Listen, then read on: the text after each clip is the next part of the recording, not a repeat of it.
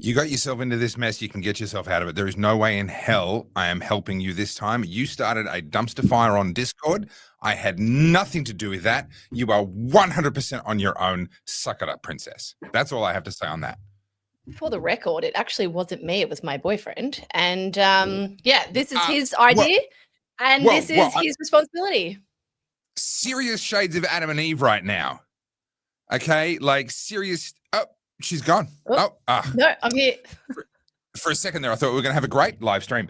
No, you can't just go blame shift. Oh, it's the man. It wasn't me. It was, look at this man over here. He did the Discord thing. I don't know what's going on, but people are pissed and I have no idea.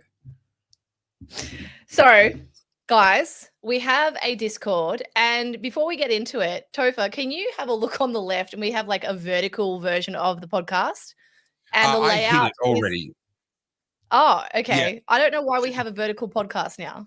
Okay, so whether we like it or not, StreamYard has done like a thing where you can go vertical and horizontal at the same time. Just hide it. There's a button below on the bottom left of your main screen of the 16:9 landscape layout. Yes. There's a little button. Get rid of it. Just ignore it. You can't edit it. Sorry, guys. If you're watching this on the vertical version, you can only see my eyebrows. Yeah, no, I don't think anyone's watching vertical because every platform we're going to supports proper, like the real thing. Because let's be honest, vertical is for wusses. Hang on 2 seconds. So apparently our stream's not coming through on the Oddies channel. Is anyone having issues? Oh, on the Oddies channel. Oh, it does. Yes, and we are very low on. Okay. What has happened? That's awkward. So, how do we add? Hang on, because we can edit. We can add. So if we just add a new destination. Okay, hang on.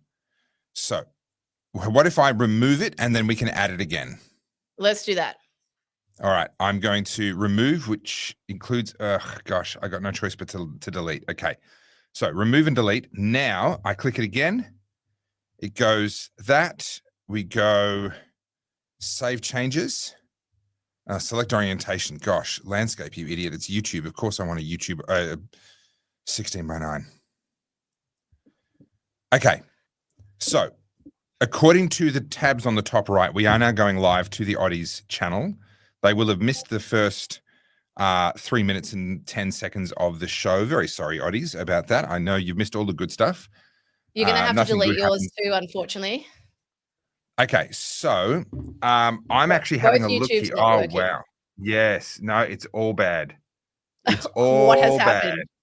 StreamYard has done us dirty. So when you went live vertical. You didn't. I did nothing. Well, when you set it up, you needed to adjust the aspect ratio. So, do we select yours? Well, hang on. I'm going to go across. I'll mute it because otherwise we'll have audio issues. You mute that. Okay, so I'm looking at it on YouTube and it's fine. Okay, you're looking at your channel on YouTube? I'm looking at my channel on YouTube and it's fine. It's about 10 seconds delayed. That's about it. So can I say to everybody who is stuck with vertical, look for your settings. Maybe. Well, look for your settings because on mine it's okay. You have two going. You have a horizontal and a vertical going at the same time. It seems that way. So whatever StreamYard has done, whatever this update is, one, they didn't communicate it very well, and two, it is an absolute mess. Yeah, so this is a new update. We just got it today, guys. So I don't know what's going on in their end, but it's a kerfuffle. So it is a kerfuffle. It is a fustercluck, as they say. What I'm going to do, though, is I'm going to share my screen just as proof of life. I'm going to share my screen. I'm going to share this one. Share. Why would they offer vertical for YouTube? That's weird. Okay, so if I go here, that is what I'm seeing. So I'm going to wave my hands, and in a few seconds, you'll see me wave my hands. That is what I'm seeing when I go to YouTube. It is correctly horizontal. It's YouTube Inception.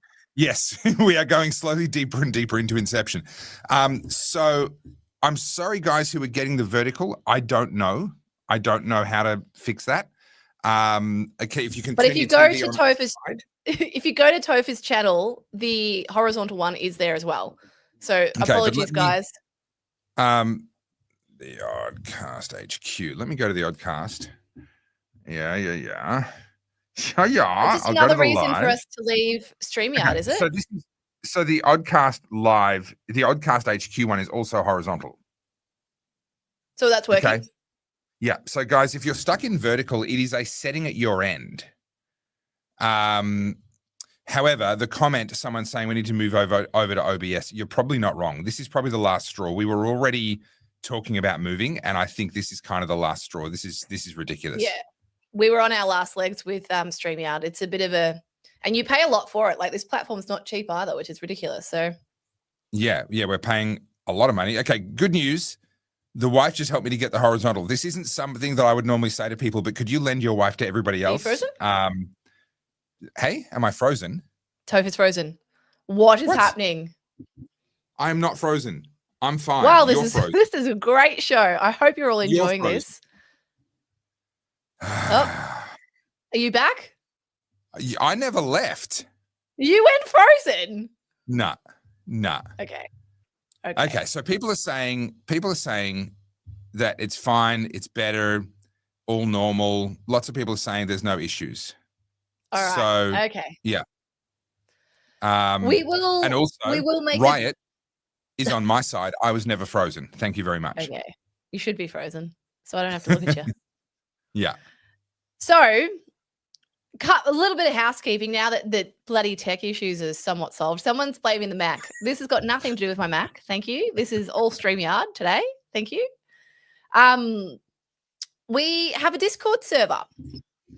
We have an OG Oddies, or we've got an Oddies Discord server. Is this the time to be adding additional technical complication? Are we not struggling? Are we not struggling and failing enough without adding to the level of difficulty?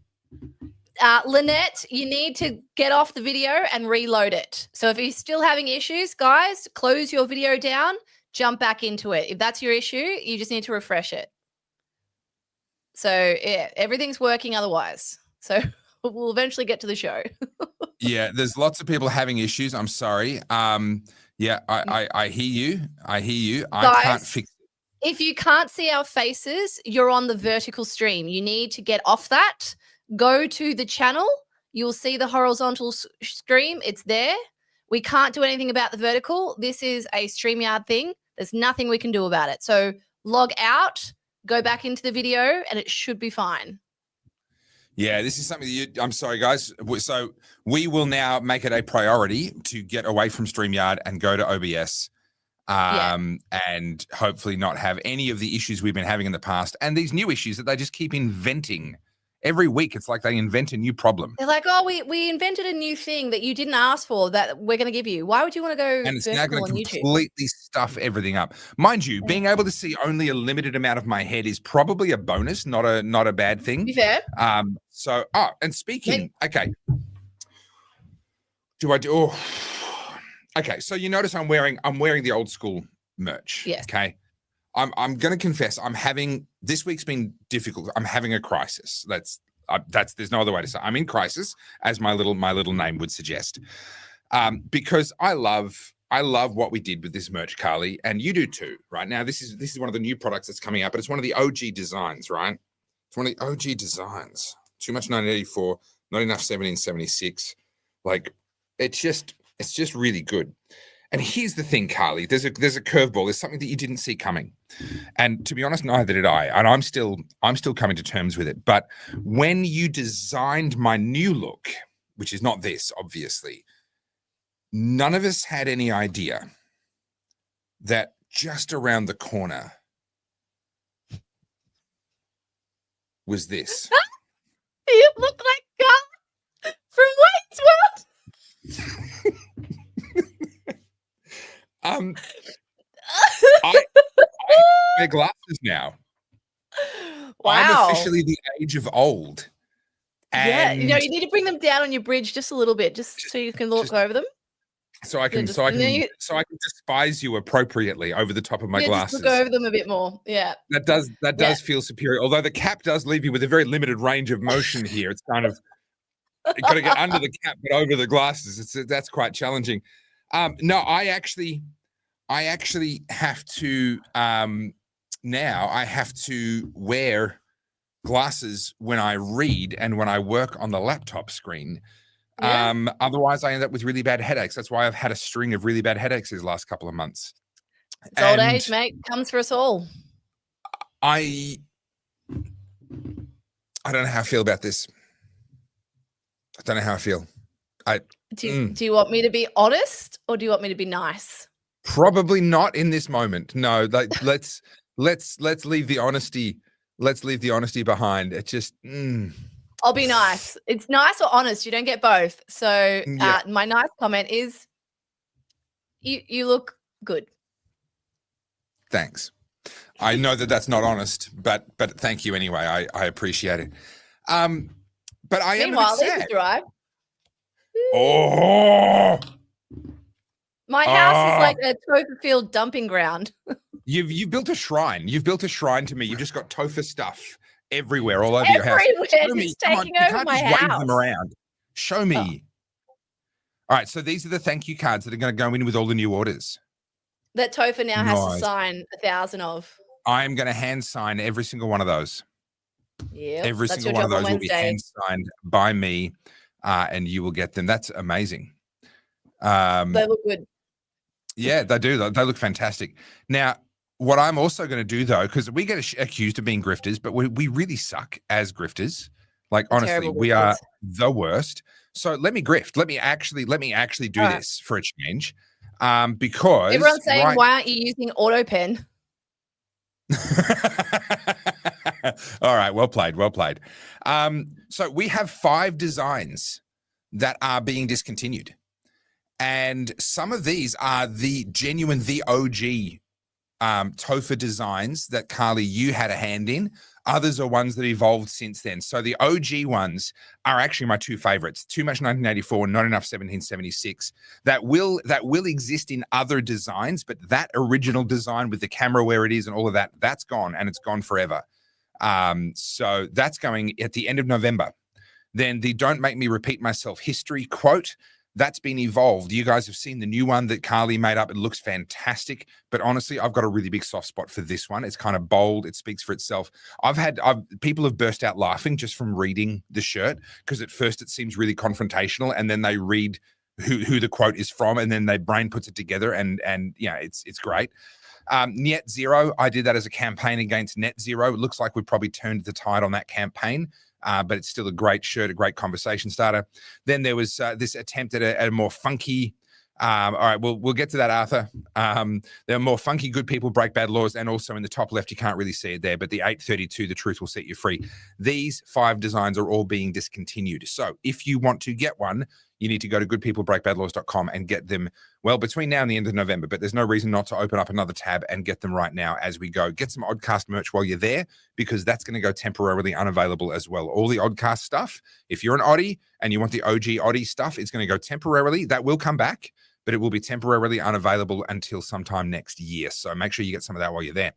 All right. I don't understand the 1776 one. Excellent. So Too Much 1984, that's a reference to the book 1984, which I tend to have lying around on my very messy desk at all times. 1984, the book. 1776 is a reference to the American Revolution, the Declaration of Independence. And so we got Too Much 1984, surveillance, control, all the rest of it. Not enough independence, not enough people standing up for themselves. So that's when Topher was born. Why would you say such a cruel thing? Why would you say this? Good times. So yeah, back to housekeeping. Well done. Thank you for grifting. Anything else you need to add? Rate my grift. Like, was it good? It was all right. Yeah, it was all right. Good. Appreciate it. Okay, so for those of you who have been stressed in the chat, we have I didn't. G created a Discord. We're going to have an Oddcast Discord, or you do have it. And what we're doing is adding everyone into it. So if you go to the Oddcast video on YouTube right now, there is a link in the description box. You can click on that. But we will be sending the link out to everyone who is an OG Oddie. So if you're on Ko-fi and you've signed up as an OG Oddie, what it means is in the Discord, there is a general Discord. So anyone can join the general, and that's just general chit chat.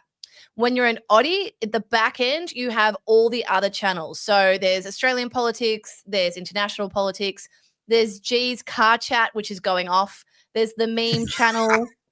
There's a geek talk channel. To be honest, like it has been popping off all day. You guys are busy in there. I don't know how you get your work done, but you are all welcome to join. If you're not familiar with Discord, don't stress. It's very simple.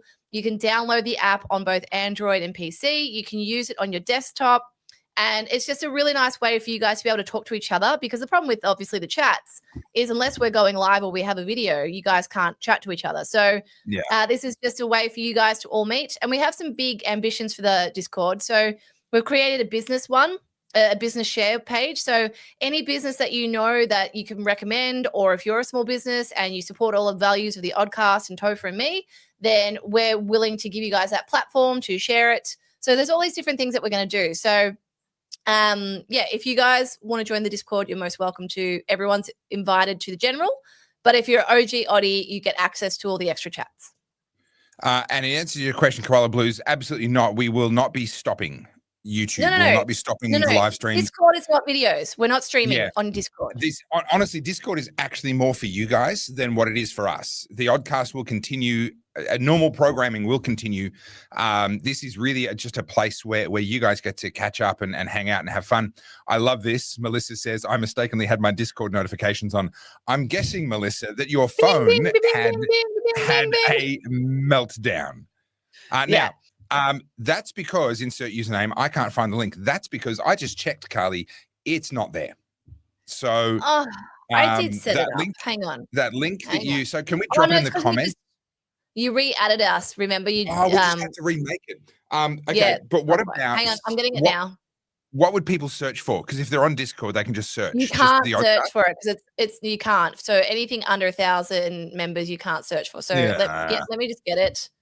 Hang on a minute. Oh, Lord. I'll tell you what, technology is...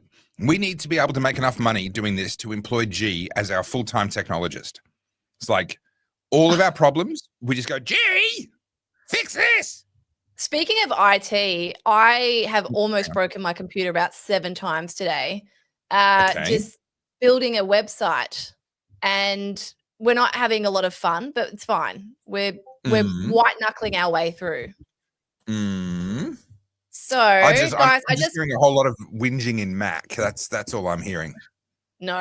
It's about outside my pay grade, but that's fine. I'm learning. I'm learning. All right. I just posted it in the comments. I don't know if you can click that. I don't know if it's a clickable link, but you should be able to copy and post it. I don't know. Paste, yeah. I will put it in the comments once the live has finished. Please, no more editing whilst we're live. I will do it afterwards.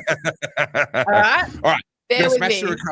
Gonna smash through a couple of super chats, and then we need to get into some topics, because we are trying. We've heard your feedback, everybody. You want us to talk about topics a little bit earlier in the show, so we're going to try and do that. But CJ Westman says, I'm driving down to Gippsland tonight, so listening and not commenting. I breathed a sigh of relief that the potholes are mostly still there.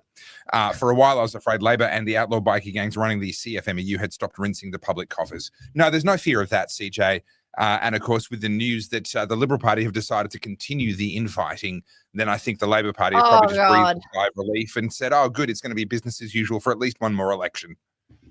Well, so did you see, let's start with the potholes. So did you see just last week, Tim Richardson came out saying, Sonia Terpster, she's a Victorian MP. She came out saying that there are no potholes. I drove that road and I didn't see any. There was no contact. Did you see this? Have I showed this on the Oddcast yet? No, I have not seen this. How you could do that when there is literally video of 20-odd cars parked on the side of the road and an enormous gaping pothole. I've literally stopped randomly and taken pictures of potholes and posted them on social media. How can you say there aren't potholes? Well, so Tim Richardson, who's another one, this Sonia Terpster chick and whatever, they are just openly gaslighting us now. This is literally the Emperor's new clothes. So I'm going to add the video and we'll watch this because this is a great one. This is where your taxpayer money is going, friends. Let me just refresh it. One of the most obvious examples of why this government needs to go. This is it. In regard to the video that Jackie Felgate posted, what I saw was like there was cars pulled over on the side of the road. I didn't actually see any potholes on the road. I was waiting to see what it was that caused these people to pull over. And in fact, I went and drove on that road the other week. I didn't see any of the stuff that you report about or that Jackie Felgate reported about. The literal denial of potholes.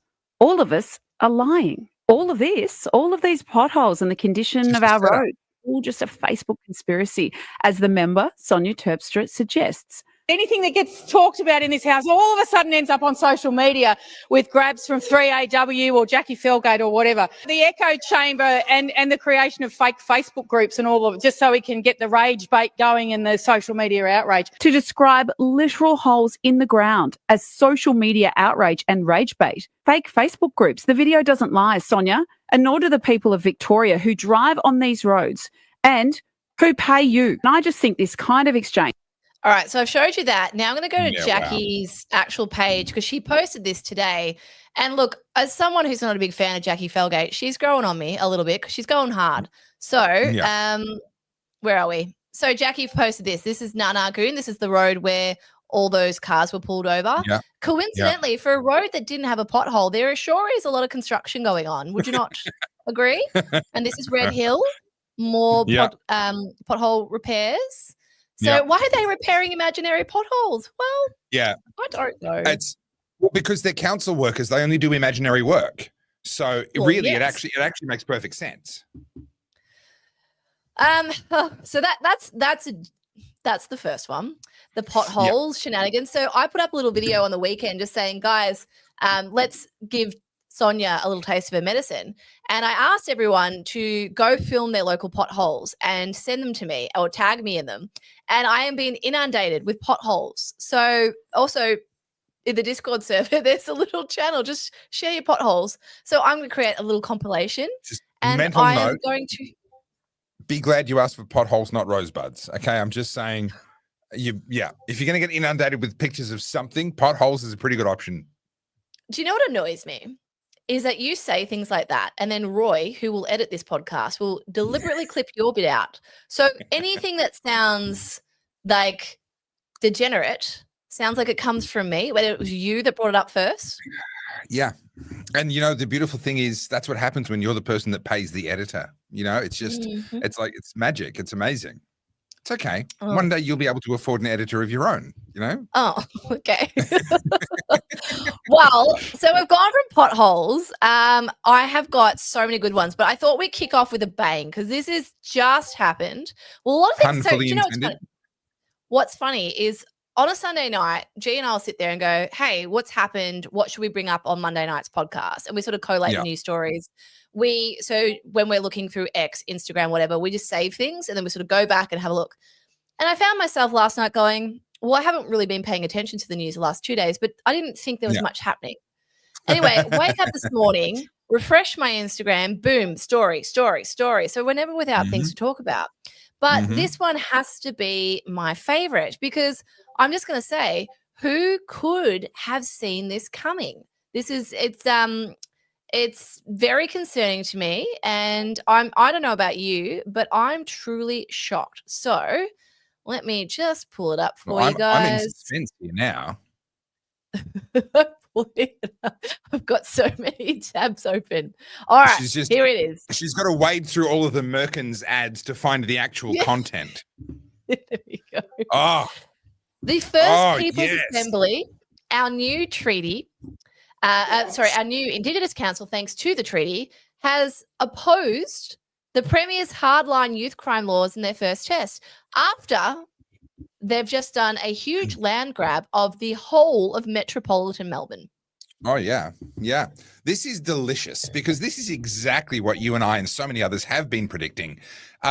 This is the ranking problem. They've created a massive ranking problem, and these people play for keeps. These are, your First Nations Assembly, your First Peoples Assembly. These people have been working for a decade or more towards a position where they could be more equal than everybody else. They're finally getting that opportunity. They are not going to back off. They're not going to walk away from this.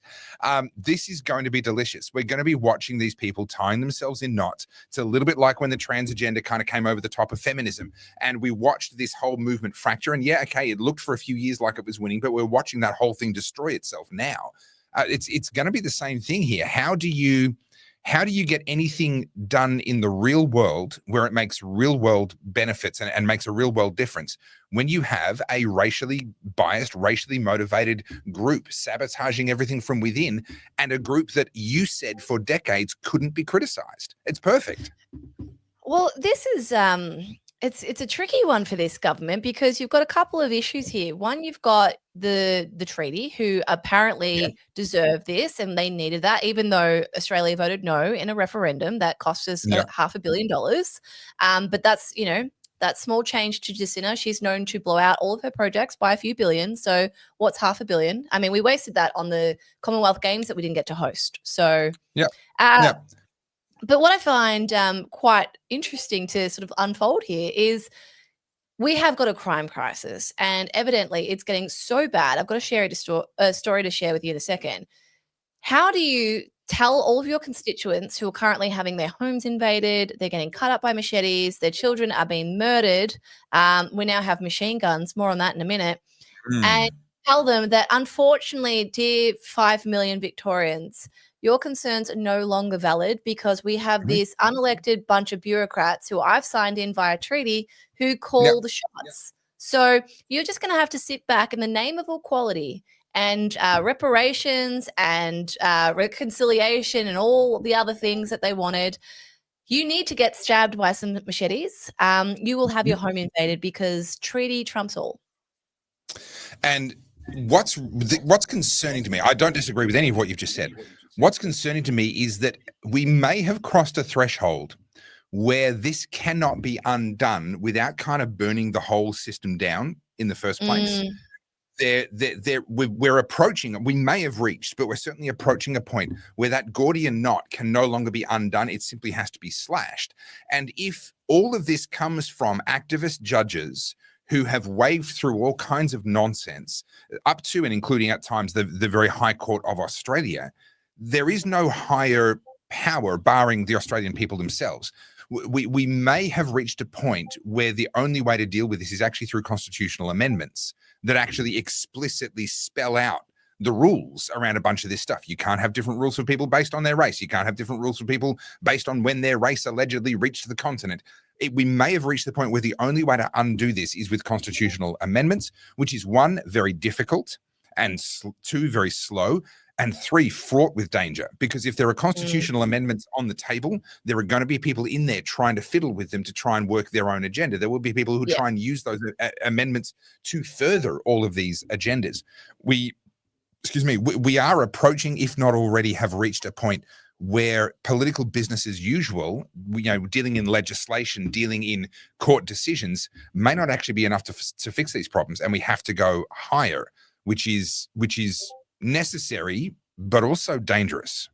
Can I just bring this back up? I want to read a line from this. So under the historic treaty laws, the new entity will replace the Assembly next year.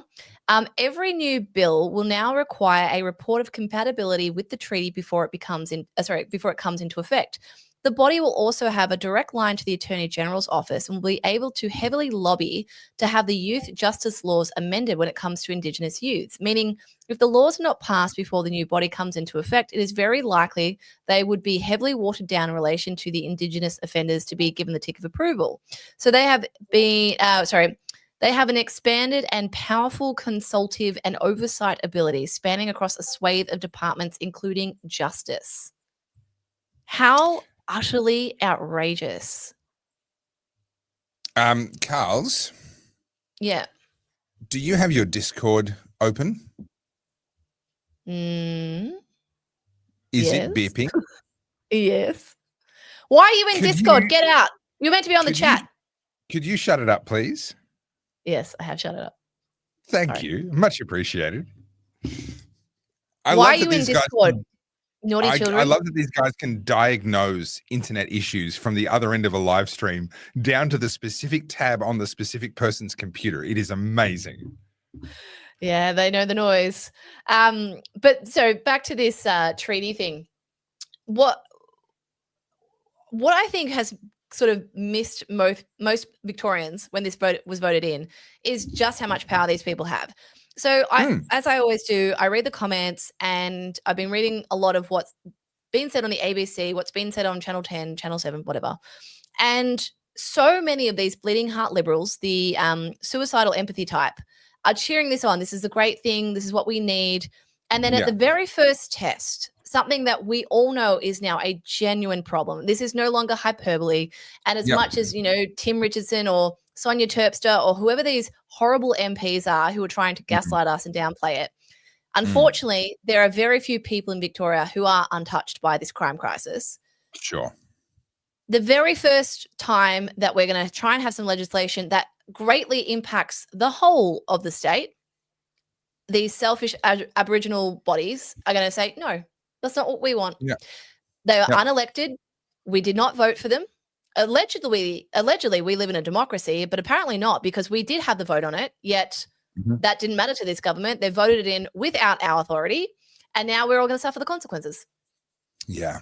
And it's unfortunately going to get worse. I was hopeful that a rising Liberal Party could potentially turn the screws on the Labor Party, and that we would see a situation where they might have to actually pull their socks up. We saw a whole bunch of announcements from Jacinta Allen. She's going to get tough on this and that. We've heard that before. We still haven't seen it actually flow through into legislation, let alone into actual results. We're simultaneously hearing the prisons are full, but also that they have entire prisons that are empty and aren't being used at all. We're hearing that they're going to have the toughest bail laws, but they have no room in their prisons for juvenile offenders to keep in custody. We're hearing all kinds of conflicting information nonstop. And the only solution to my mind was to have a rising opposition that could make them pull their socks up, make them realize that they were under threat. This is the problem of the one-party state. I've talked about this before. Victoria became a one-party state in, 2014.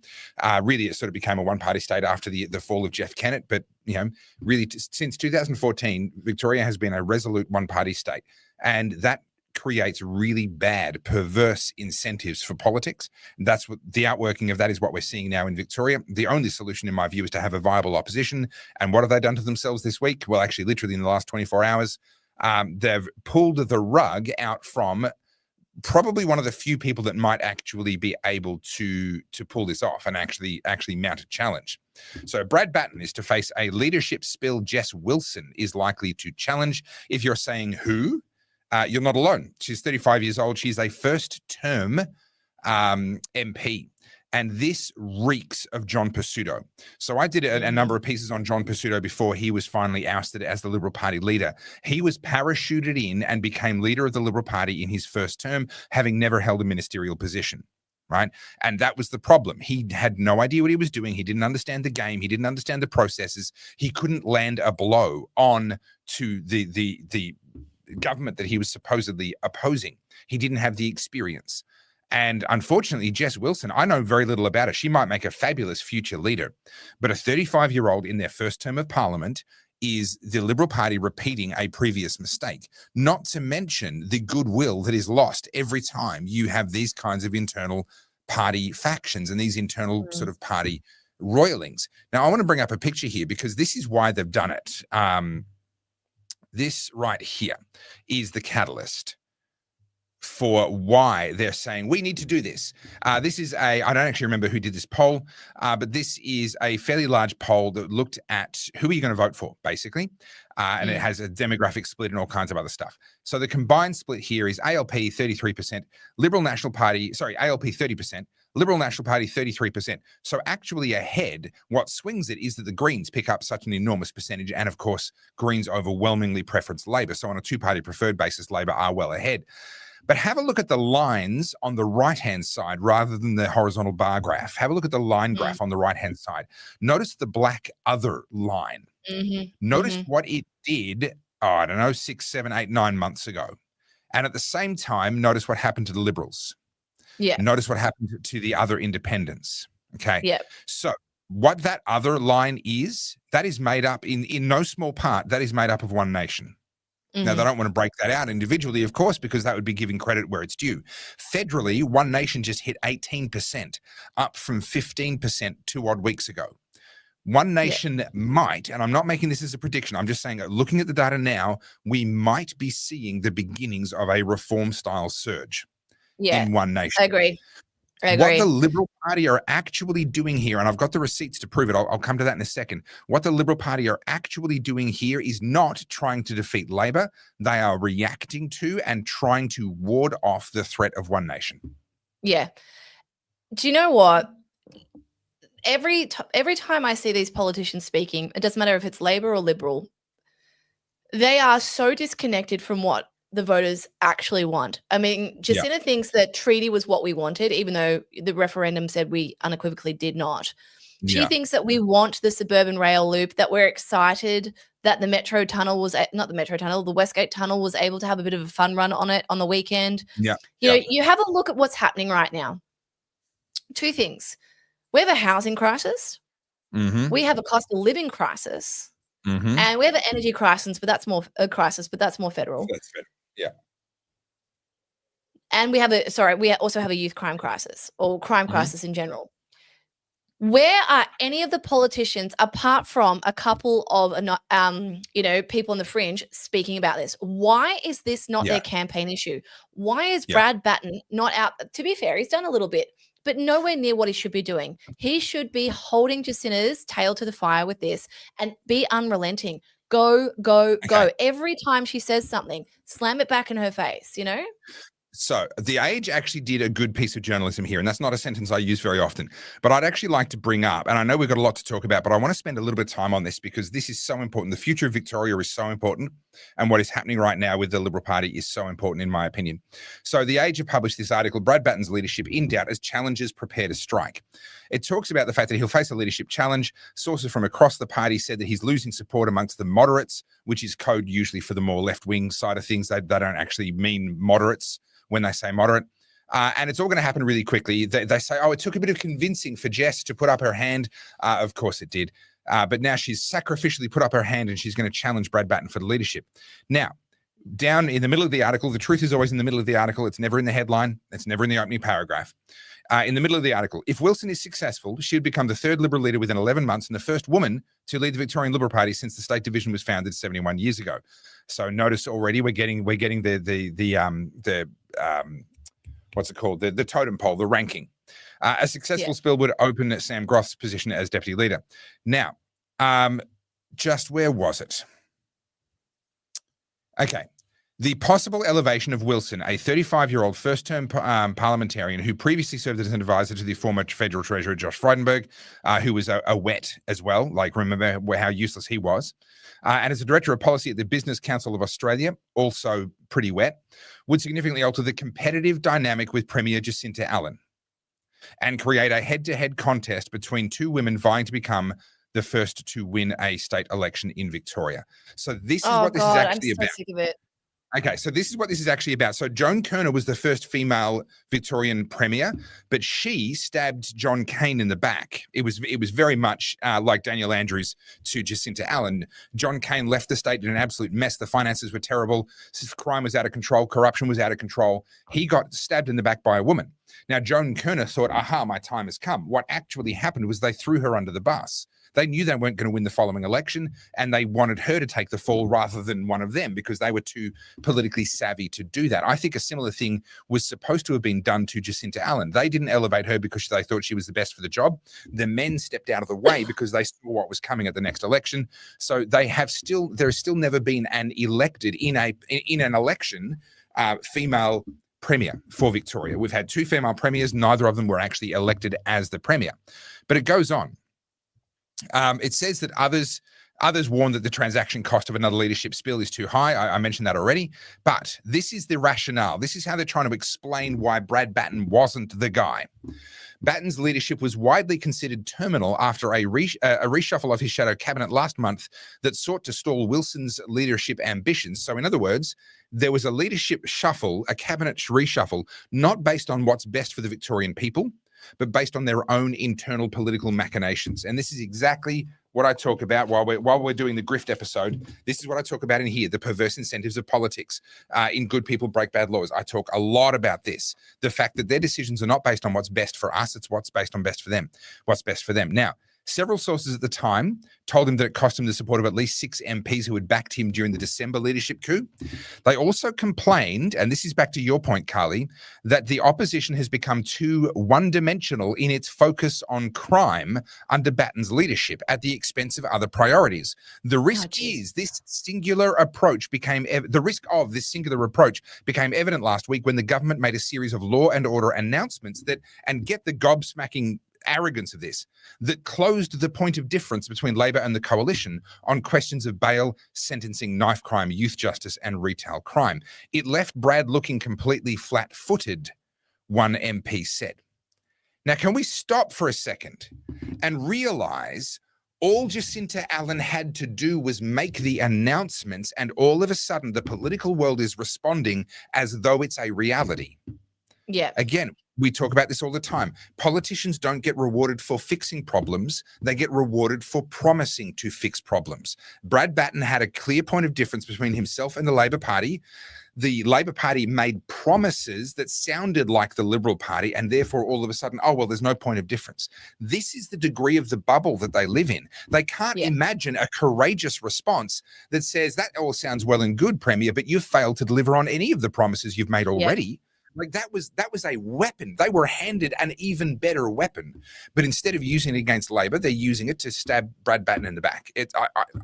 I don't know if the Liberal Party of Victoria can be saved at this point. I don't think they should. I don't think they should be. I don't think they should be. Every time I hear Jeff Kennett coming out and speaking, I'm like, you all need to step down. Every single one of you. Not one of you are genuinely wanting to step up and fix this state. What they want. I actually do believe that a lot of them quite enjoy being in the opposition. They get a very cushy paycheck and they don't actually have to get their hands dirty. Why would you want to be the premier? It's not a very fun position to be in. You are required to have a very thick skin. And, you know, I don't pretend to believe that Jacinta has an easy job. I don't like her. I detest her politics. But, you know, I understand that her position would be quite difficult. Yeah. Brad Batten or whoever this new Jess Wilson is, or even Prosciutto, they're on a very cushy, I think it's what, $280,000 plus their expense allowance. Depends on how many committees and stuff they get on. They can bump that up. And you just have to rock up to Parliament once every 2 months, maybe do a bit of question, go shake some babies, kiss some hands. You know how it is. Yes, I said that deliberately. But no, I know you did. There's a handful of talent in the Liberal Party. The biggest one is Nicole Werner. And then there's Moira Deeming. Now, the issue with Moira Deeming, and I think she's great with what she's done, but I don't see her other than that case. So I'm not saying that she's not necessarily doing it. What I'm saying is any move she's making outside of her standing up for herself in that defamation trial, I haven't seen it. So it's not visible. So I'm not saying she's not doing it. What I'm saying is she's not making enough noise. Nicole Werner, for those of you who aren't familiar, she's a young gun in the Liberal Party, and she is making videos and content that works on social media. She gets it. And she is doing exactly what I expect of a politician. Whereas everyone else, I don't know who their advisors are. I would love to know who is in the ear of these politicians, because they are completely out of touch, not only in their messaging, but also in their delivery. I don't want to see you all like, you know, mealy mouth standing behind a lectern talking about, oh, it's terrible. Go and be in those communities. Go and sit with them, meet with these people, talk with these people. Stop doing everything as if it's a PR move. Be real, be human. You know, what really bothered me about Jacinta Allen's press conference when she announced her new tough laws is she opened reading a letter from a neighbor, and she talked about, and this got clipped, by the way, this was like a couple of days ago, and it was poorly clipped to say as if she was talking about her own husband. But she opened her discussion reading out a letter of a neighbor of hers who had a home invasion and the husband was stabbed 3 times. And Jacinta read, and this is what gets me, right? Jacinta gets PR. She's from the cabinet of Daniel Andrews. These people get it. These are the most 1984 propagandizing motherfuckers you will ever encounter. And I hate giving them compliments, but they do it so well. And you can't underestimate your competition. And that's what frustrates me about the Liberal Party. She comes out reading this letter, and every single person who's been touched by this crime goes, oh my God, She's getting it Mhm. finally. She And then gets it, all yeah. of a sudden, everyone's like, "Oh, it's done now. She said she's going to do it, so it's done. It's set in stone." There's Correct. not even legislation yet.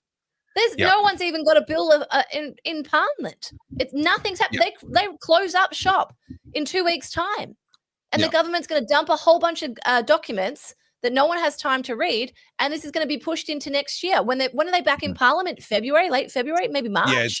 It's pretty much never in January. It's February or March.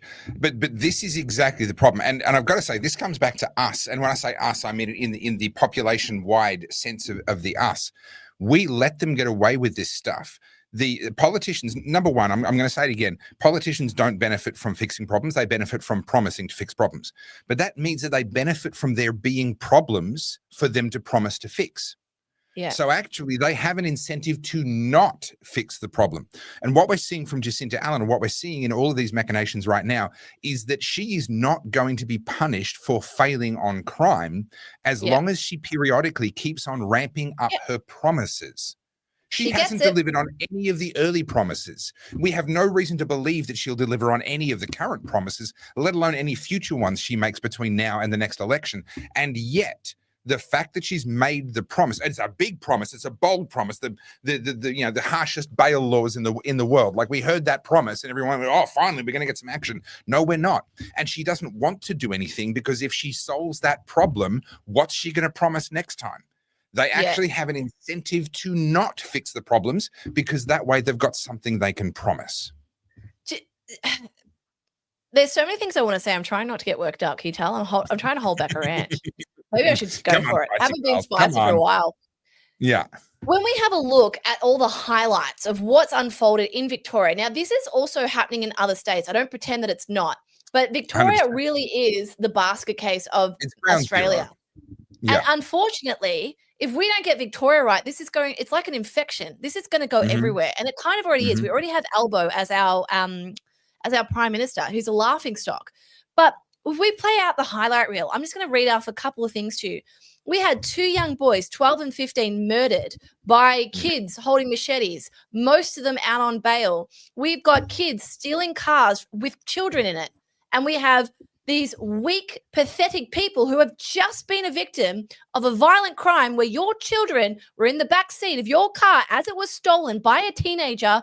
And the best you can say to the news, oh, it's not very good. Yeah. What has happened to us as people? Have we had lobotomies? Are we all fucking stupid? What has happened? Where is your backbone? We've got a government who's now paying some bureaucrat in Brisbane almost $1 million to oversee the suburban rail loop. A thing that doesn't even have the backing. They don't have the money for it. But they don't have anything pay any attention to this crime crisis where children are getting murdered. And not just kids, because apparently it's Labor that cares about the identity politics.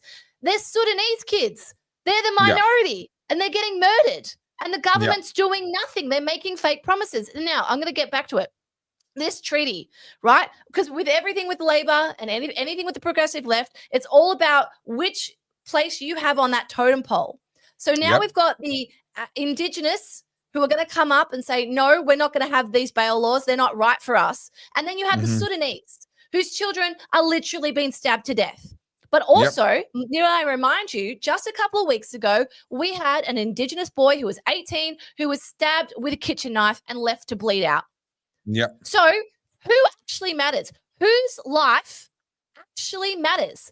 Is it more important to have these stupid fucking little, tokenistic PR gestures where there's bullshit, unelected bureaucrats, this new treaty tribunal who come and do all their little ceremonies, their little smoke ceremonies. Oh, look, we really care about the Indigenous. Meanwhile, the actual Indigenous are getting fucking stabbed. Yeah. It makes sense.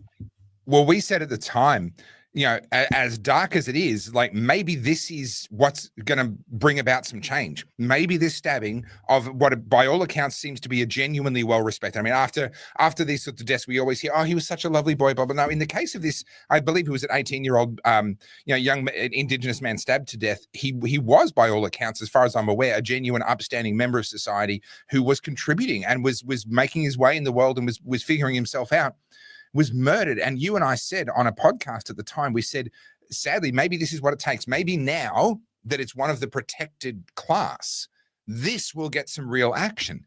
And I'm sorry to say, we were wrong.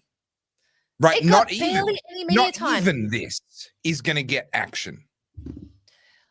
I've got so many videos saved on my phone because, of this podcast. And I just keep looking at stuff every single day. And I keep asking myself, what will it take? In COVID, it was the children's playground, right? That was the straw that broke the camel's back.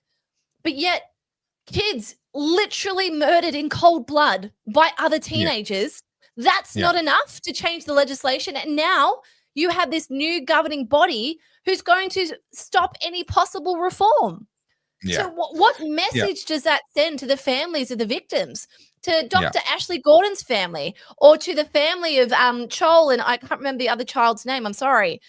What message does that send? That not even your child's murder in cold blood is relevant enough to us to change the bail laws back to what they were, not even reform them.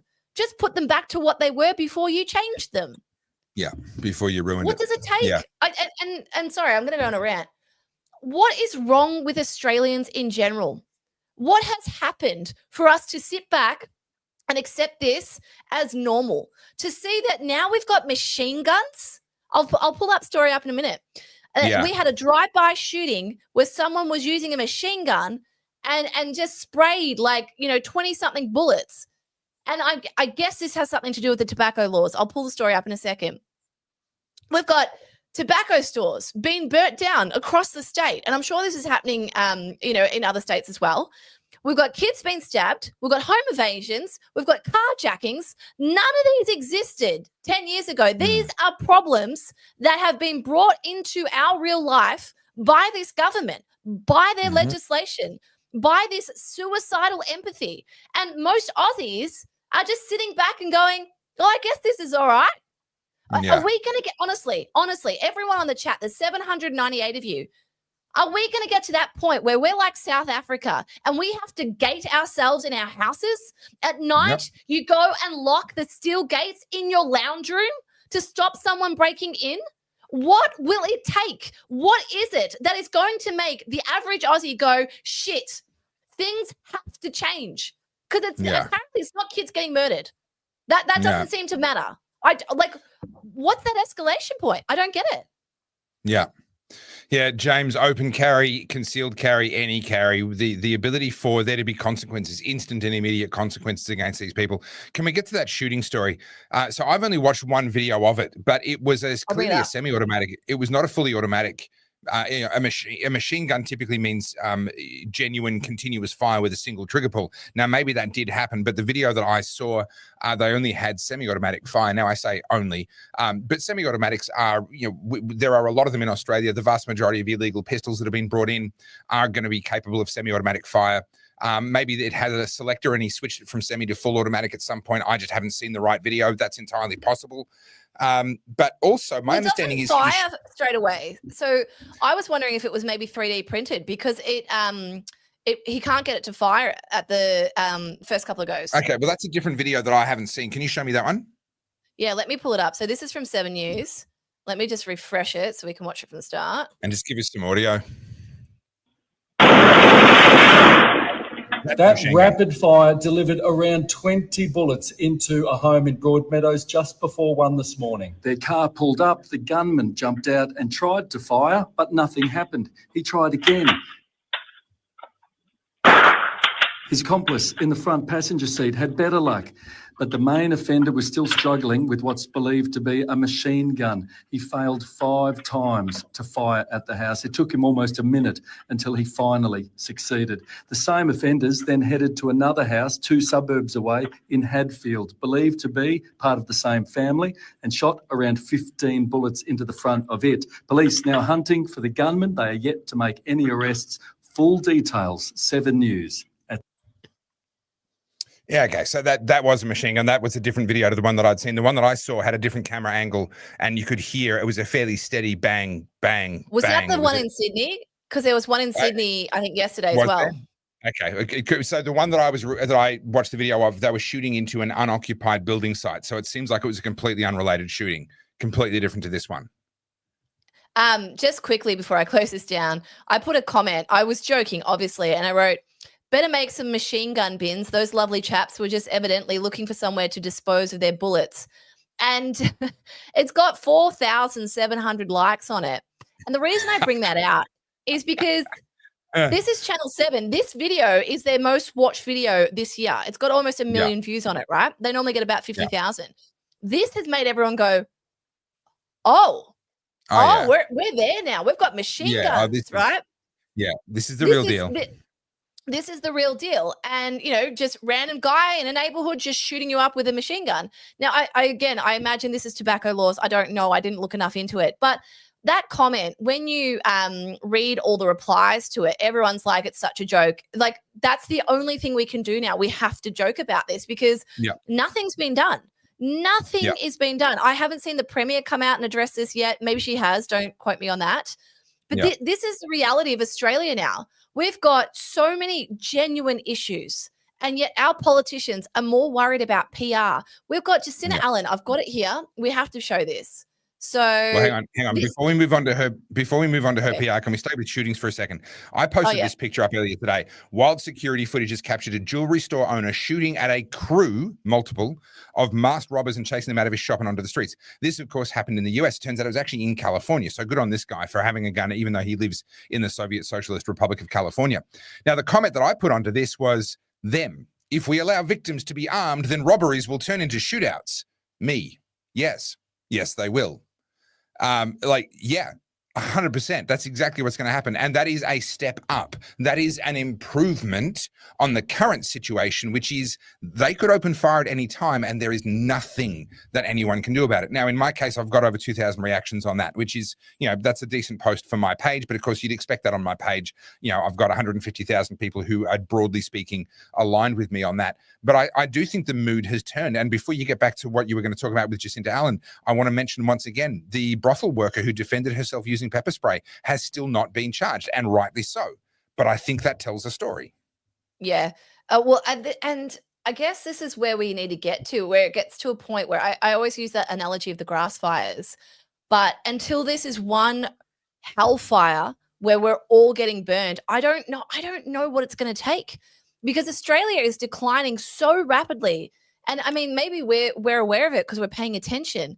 But even watching the decline in our living standards, our energy prices soaring, the cost of living crisis, immigration, I know we disagree on that, and housing crisis, it's getting to a point where like we're all being suffocated. What this feels like to me is literally the frog in the pot. We are in a pot and the water is starting to boil and no one's ready to jump out yet. That's what it feels like to me. So the reason I say I brought all that up is because I'm going to share this with you. Whilst we had literally a machine gun attack, this is how serious our politicians are. This is what they did over the weekend. Oh yeah, we've got Anthony Albanese and Jacinta. I'm sorry, I'm just gonna go back to the screen. I just can't. I just cannot. Yeah. How unserious can you be? This has got nothing to do with anything. It's not even open yet. They're celebrating the Westgate Tunnel. It's 4 years overdue. It's billions of dollars over budget. And not one Victorian can use it without paying more. So you're adding this new piece of infrastructure that we all have to pay for. And you want to take this cute fucking PR selfie while someone's literally getting stabbed with a machete over there. Someone's car's getting jacked over there. Someone can't afford a house because Anthony Albanese, this is another one, has introduced the 5% deposit. And now all of a sudden, I don't know if you know this, house prices are going up. Crazy. Who could have seen it coming? Who could have seen it coming? Nobody could have predicted that. That is just blindsided me completely. This photo just sums them up, completely out of touch. And this is the one time I want you to quote Tolkien. Please do it. Do it. Childless lords sitting in high towers musing on heraldry. Tolkien is speaking of the downfall of civilization, specifically the nation of Gondor, but it applies in the Western world today. He's talking about people that are not invested in the future. In his analogy, it's childless lords, but you can have children and still not give a shit about the future. Childless lords living in high towers. They're detached from the common folk. They don't share the concerns of the common people. Musing on heraldry means they're more worried about how things look and seem. How many stars should I have in my crest? Should I have a lion or a sheaf of wheat? They're more worried about the appearances and their own egos than they are about doing things that actually matter in the real world. And you're right, I do bring it up all the time, but it's true. That is the perfect single sentence summary of what is wrong with what we call leadership in Australia today. I've got one more for you because this one, just for the record, for those watching, I have a very good sense of humor. I have a very healthy sense of humor, but there's a time and a place. And when it comes to what our country and our states are currently facing, I need someone who's not thinking this is acceptable. I'm sorry. I don't want a freaking prime minister who's dancing like a buffoon on breakfast radio. This is insulting to my intelligence. Like, look at this guy. Oh, sorry. Can't have music. Yeah. Sorry. So this is the thing. We all want prime ministers and politicians, etc., to be more accessible. We want them to be active on social media, telling us what's going on, blah, blah, blah. But what some politicians have mistaken that to be is that we want them to be a celebrity. We want them to show up on breakfast radio and do all the celebrity things, show up on Hamish and Andy and do all of their fun stunts and all the stuff that they used to do that makes great breakfast radio. No, you're in a position of public trust. You still need to have an air of statesman about you, or stateswoman as the case may be, and you still need to actually be doing your job, doing the work. Now, speaking of politicians and doing their jobs, here is a delicious little moment. Josh Bull, MP for Sunbury, so is an elected MP, says there's no need for panic. We haven't built a multi-billion-dollar tunnel just for running. Very soon, hundreds of thousands of motorists will be using it too. He claims that he ran through it, 8-kilometer run through the tunnel. He gets destroyed in the comments because, as David Timmins replies, unless you got special attention, no one actually ran through the tunnel. We ran about 300 meters into the tunnel, and then we were turned around and had to run back out again. Perhaps you should say that you rimmed the tunnel. That's one of the nicer comments that goes on here. So a lot of people are sick and tired of the BS. They're sick and tired of these MPs pretending like they're celebrities, like we want to see them out and about and doing this kind of fun run stuff in a tunnel that, like you said, Carls, is 4 years and billions of dollars overdue. No, we don't want to see you out there running through it. We want to see it actually working and you working on fixing the next boondoggle and disaster that's already unfolding in our state. We don't care that you got your shorts on and went for a jog. What I want to see is a politician actually do their job. I don't want to see you out there until you've got something under control. And given how many very serious issues are we're currently facing as a state and also as a nation, I don't think these politicians have time. I don't think you have time, Albanese, to go on a breakfast show and dance. I don't think you have time to take a selfie on a car. I think you got work to do, because if you're in the private sector, you'd have your ass handed to you.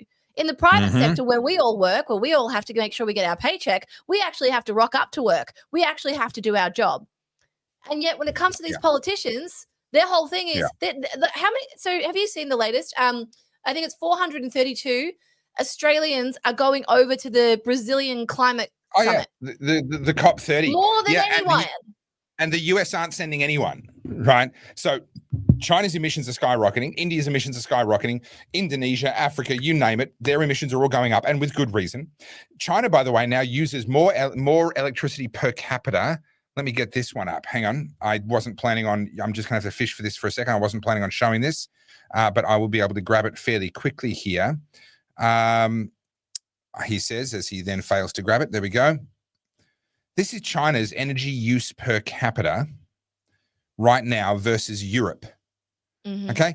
China is now approximately 30% higher energy consumption per person. Now, the difference is Europe are spending most of their energy on consumption for their comforts, their heating, their cooling, their transportation, blah, blah, blah. China, actually at an individual level in terms of how they live, they're not using that much electricity. But once you add in all of the electricity that's used in their industry, in their manufacturing, and then you average all of that across per person, that's where you end up with this figure. Now, where's that coming from? Well, yeah, okay, they're leading the world in the rollout of renewables, sure, but they're still building more coal than ever before. They're still importing vast amounts of coal. They're building nuclear like there's no tomorrow. They are advancing. America couldn't give a rat's about CO2 emissions under Donald Trump, and rightly so. So they are skyrocketing again. They're exporting energy again around the world. Most of the world no longer cares. Did you know that Indonesia now exports and uses more coal than Australia does? Right. So and just their growth in the last 30 years is larger than Australia. Right. So just the growth of one of our nearby neighbors has completely erased anything that Australia could ever do, both as a user and an exporter of coal. Like, the numbers are stupendous. Who are we fooling? What the hell do we think we're doing? Well, just on this, I'm going to add this, which I think we've briefly talked about, but since we're on the topic. So it's never been about the climate, as we know, and this performative WEF-style politics that Australia, Canada, and the UK have adopted is all about centralized power, a globalist power, and also ensuring that those of us who object to it have nothing to stand on. So this is the road that's being built to go there. Yeah. It's a 4-lane highway. Yeah. And they felled over 100,000 trees in the Amazon. Now, if you cast your mind back to, was it 3 years ago? The Amazon was, to use their words, literally burning and no one was doing anything. Now, the Amazon, she's fine. Just chop it down. We've got a road to build. So I did a video on this a little while ago. It's about 12-kilometer stretch through parts of protected Amazon rainforest. Now, it's not untouched Amazon rainforest, but it was protected. It's not the sort of, if you or I went in there and started chopping down trees, we would get in a hell of a lot of trouble. But the hypocrisy really becomes rank in this when you understand the way they game the numbers. There's a book that I no longer have in my studio called The Virtuous Corruption. It was called Climate and Public Policy, the Virtuous Corruption of Virtual Environmental Science. I don't believe you can buy it anymore. I have a physical copy, but I believe it's available as a free download, free PDF download. Dr. Ainsley Kello, if you're interested, from the University of Tasmania. And he lays out in that book how computer models are used to come up with the claims around, for example, species extinction and deforestation and these various numbers. They don't come from measurements. They come from extrapolations. And so, for example, what they did, they studied ecosystems, and they realized that the larger an ecosystem is uninterrupted, the greater the biodiversity. So, for example, some grass in the nature strip in the middle of the road is going to have a much smaller biodiversity, a much smaller group of different animals living in it compared to 100,000 hectares of rainforest, right, is going to have. And the size plays a part in that. And so then what they do is they say, right, we've measured that the bigger an ecosystem is, the more the biodiversity. So what they then do, that's the measurement. But they say, right, every time we cut up a piece of otherwise uninterrupted habitat, we've halved its size, or we've reduced its size. So every time a 4-wheel drive track goes through, now those are two separate habitats. Oh, you want to put a fire break through? No, those are separate habitats now. And they rerun the numbers and they say, well, you've just killed 6,000 different species because that size of habitat could support this many, but these sizes of habitat, well, they only support this much. It's pure numbers. It's pure. And it sounds insane, but there are probably people listening going, no, come on, it can't be like that. Professor Kello goes through and has all the receipts on this. And so what happens when you run a road through a place like the rainforest, like the Amazon, the bleeding hearts claim, when anyone else does it, Not that you're cutting down 100,000 trees and you're building a 12-kilometer highway. They say, no, you're destroying this entire ecosystem. You're carving a hole down the middle of it and separating it out, and you're going to cause the extinction of all of these different animals and species that don't occur anywhere else in the world. That's what they would say if you or I were going to cut a road through the Amazon rainforest. That's what their numbers, which are lies, but nevertheless are their numbers. That's what they say. So the hypocrisy here, not only are they cutting down 100,000 trees, no. On their numbers, they just killed thousands of species that don't exist anywhere else in the world, that no one's ever measured, by the way, and no one will ever be able to find that they went extinct, but they know that they're there because they've done the models. Yeah. So I want to bring this up for you because we've talked about this and I'm trying to joke. So this is our friend of the show, Mike Cannon-Brooks. You may remember he had to really soul search to buy his top-end Gulfstream jet. It was such a struggle. And look, I really felt for him. I felt for him agonizing over whether he was going to kill the planet or spend more time with his kids. It was a real struggle. I can only imagine that when it comes to choosing a private jet and its interior and thinking of all the beautiful holidays that you can come on, that you must consider that should you have the beige leather seats or should you have the tan leather seats? You know, there's a lot of questions he would have had to consider. So, you know, heart goes out to him. It's a tough thing. You have to get the seats where the leather is made from baby seals. That's the shit right there. Baby polar bears would be better. Baby polar bears, baby polar bear leather. That is so hot right now. Yeah. So I just thought this story was well timed. So essentially Atlassian, so Mike Cannon-Brooks' company, has failed to meet its ambitious carbon emission targets.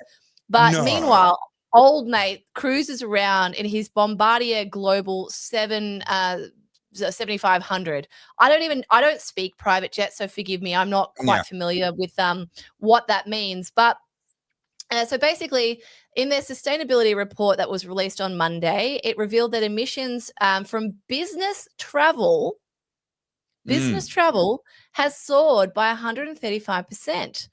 This figure starkly contrasts with Atlassian's publicly stated goal set in 2019 to reduce the same travel emissions by 25% by this year, a key milestone in its commitment to achieve net zero emissions by 2040. I don't know about you. I know this might be a silly question, but if your business travel and your carbon emissions are soaring by 135%, I mean, it must be because he bought a push bike. Yeah, and I can completely understand the need for someone to have a private jet. Particularly if you've got a small penis, that's a well-established way of fixing that problem. Or you just want to not travel with the mere mortals. You know? Yeah. To be fair, as someone who goes to airports a lot, if I had that option, I'd take it. Well, there is that story about how someone who, you know the difference between new money and old money. New money's flashy and wants to show off and brag, and old money tends to be much more quiet. And there's the story about some new money guy who's trying to show off at some big hobnobby event in Europe and talking about the fact that these days he only ever flies first class, and people were getting a bit sick and tired of him. And finally, one of the old money stands up and says, "Oh, you still take public transport?"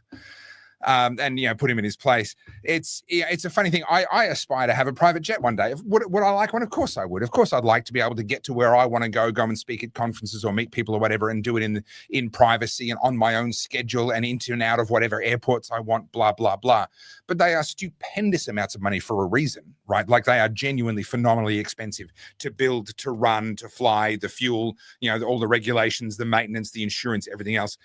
And very few people can actually justify one from a business point of view on a genuine cost basis, rather than a nice to have, I have the money, so I'll spend it, which is fine. You're allowed to do that. I've got no problem with that. But to sit there and say, we need this for the business. There are people that can actually justify that, where the time saved and the effectiveness of their CEO or leadership team is such that actually it does pay for itself. But the vast majority of the time, it's, I want that, and I will justify it by saying that the business needs it. And I'm going to say that in the case of Mike Cannon-Brookes, and when you look at the valuation of Atlassian, when you look at the state of technology today and his ability to meet with anyone he wants at any time he wants, anywhere in the world online, and then use first class to get anywhere else, or charter a jet. If you really absolutely have to make that connection, charter somebody else's private jet, like a schleb, right? Just like a little person, like a pauper. You know, Yeah. Oliver with his bowl of soup. Please, sir, may I have one more ride in your private jet? Like, that's like, you just become a pauper like the rest of us. No, there is no business justification. And to be clear, if you want one, good for you. But don't claim that you're a climate warrior and then say, oh, but I need this. No, you don't. Yeah. So I'm going to bring up an old clip of Bill Gates in a second, but just on that, I mean, I have no issue if you become wealthy and you buy yourself a private jet. Good on you. I'll use Adrian as an example, but you know, the Kardashians, whatever. In the Kardashian family, I think they each have there's like 6 private jets in that family. They've all got one, right? Yeah. Fair game. I don't necessarily like you or what they do, but you know, they've worked hard maybe and got themselves private jets. Where my issue lies is that you live that life of luxury. So Atlassian, the 2 co-founders, Scott Farquhar and Mike Cannon-Brookes, have the 2 most expensive bar one house in Sydney on the harbour. Yeah, wow. One of the 2 of the most expensive houses, over like $60 million or something. Like money that you and I don't even know what $60 million buys you in a house. I have no idea. What does a $60 million house look like that a $20 million doesn't look like? I don't know. Right? Do you have your own like landing strip? I don't know. Anyway. So they're enjoying the fruits of their capitalist success whilst lecturing you and I about our emissions and how you and I, who don't have the resources of billions of dollars, have to pay more in our electricity bills and be taxed more and more and slide back into poverty, because that's exactly what's happening to the middle class. Yeah. And we're meant to listen to these people. We're meant to take them seriously. Now, I want to bring this up. This is old, to be fair. This is from 2023. So some of you may have seen it, but this paints a really good picture. These are the people who are lecturing us on climate change. This is none other than Bill Gates. And have you seen this? Do you remember this? I don't actually think I've seen this individual video, no. All right, I'm going to play it really quickly. If it plays. I'm here at the APEC Global CEO Summit, and it's incredible to be part of such an impactful event. Hang on, we'll just talk over this. So essentially, he sat down and was asked if he's a hypocrite for flying private jet. And he says no, because he is offsetting his emissions. So he gets to enjoy that because he's a billionaire and he can offset his emissions. Yeah. So that's how, isn't it? So I just want to play this, if it will let me, when this ad pisses off. Here we go. You actually mentioned your use of a private jet. Let me put it to you directly. What do you say to the charge that if you are a climate change campaigner, but you also travel around the world on a private jet, you're a hypocrite?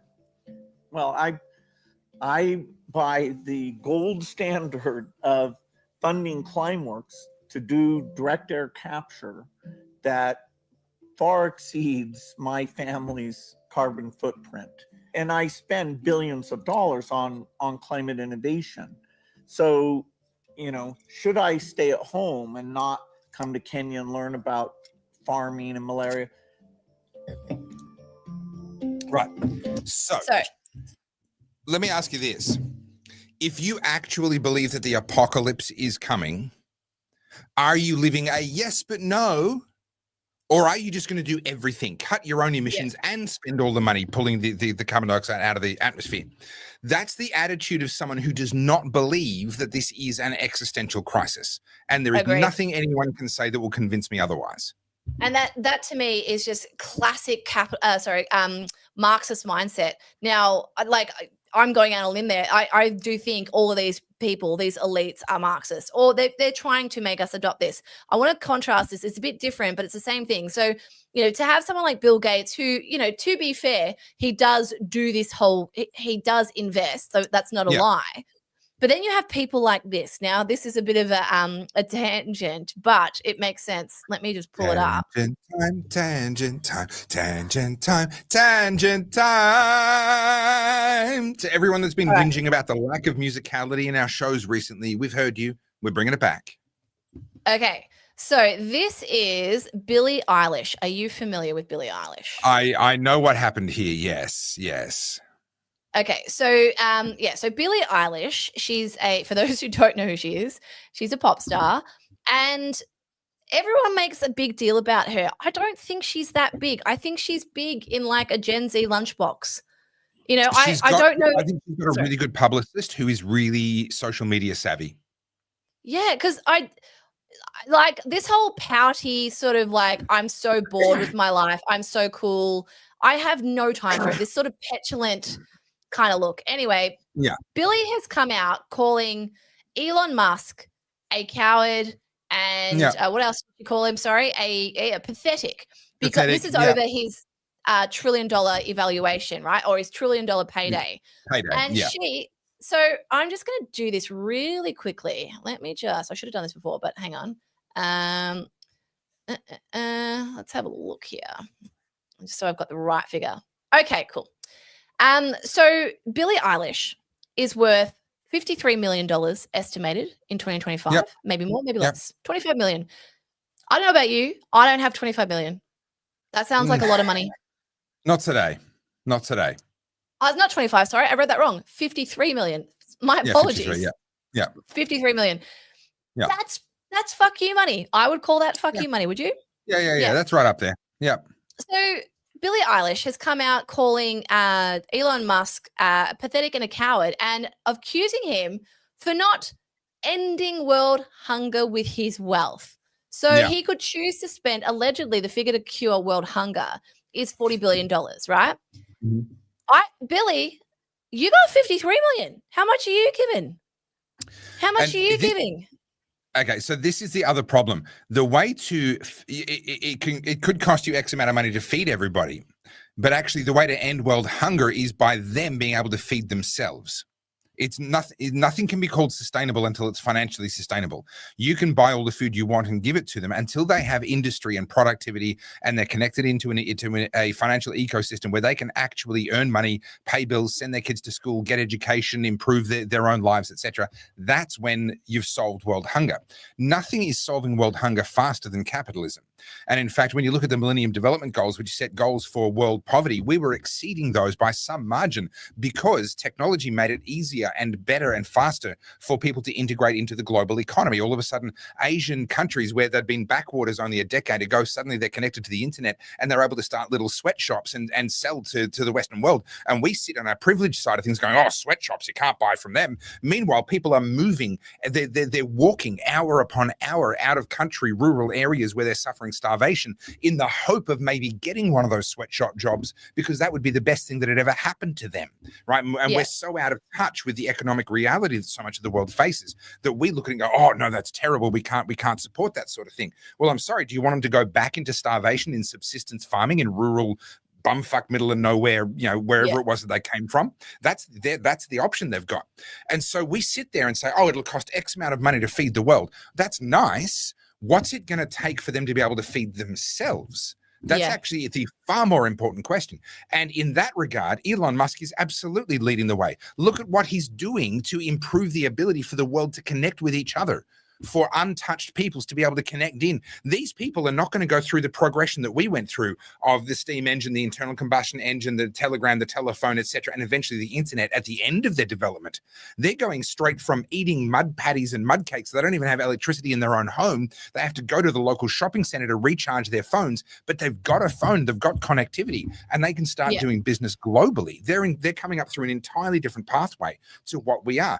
Elon Musk is doing more than any other human being that I can name to connect the world and enable them to become wealthy on their own terms, to be able to feed themselves. So Billie Eilish, I'm happy for you. I'm glad you made your money, but you picked literally the worst possible target that you could have picked for criticism. There is a reason why his own shareholders said that he's worth $1 trillion if he achieves the targets that they've agreed to, right? It's because he's worth $1 trillion if he achieves those targets. It's low IQ comments. It's the same. It's like all of these women who get up on their soapboxes from the comfort of their LA home and tell us mere mortals how to think. It's really easy to say that when you got $53 million in the bank, Billy. Yeah. I'm sure you appreciate all the creature comforts. You travel around the world private. You don't have to hang out with the plebs. You know, and having them lecture us about our sustainability, our carbon offsets, the way that we're approaching the world. Another tangent. I think I brought this channel up before. I'm obsessed with travel, but there's a few places that are, I want to get to every single country in the world, but there are a few countries that are literally at the bottom of the list. And I almost don't know if I want to go there. Can you imagine, of all the countries in the world, one of the countries that I want to go to the least? Sierra Leone. Sierra Leone. Look, a lot North of Korea, maybe, but that might kind of fascinate you a little bit. I want to go to North Korea. Like that's on the bucket list. Yeah. Like Chad, like these sorts of places, I would have thought. It's Southeast Asian or Asian continent. I've been to China. It's India. I do not want to go to India. Of all the places, you know, I do not want to go to India. So I bring up this channel. This is Bald and Bankrupt. This is one of my favorite travel channels. And he used to go to a lot of the Soviet countries, but he's just recently been in India. And this is so important for anyone who wants to understand what we're importing at the moment. Go and have a look at what actual India looks like. And he walks around. And so to his credit, he goes and like blends in with the locals, right? He goes down all the normal local areas and travels on the local trains. And it is, aside from being abject poverty, it is filth. It is filth like you and I could never fathom. It is public defecation. You just walk past men who are just, you know, pissing on the side of a street, of the sidewalk as children are walking past. They don't care. There is rubbish everywhere. And obviously everyone knows how polluted the Ganges is. That's easy. At least there's water to wash it away.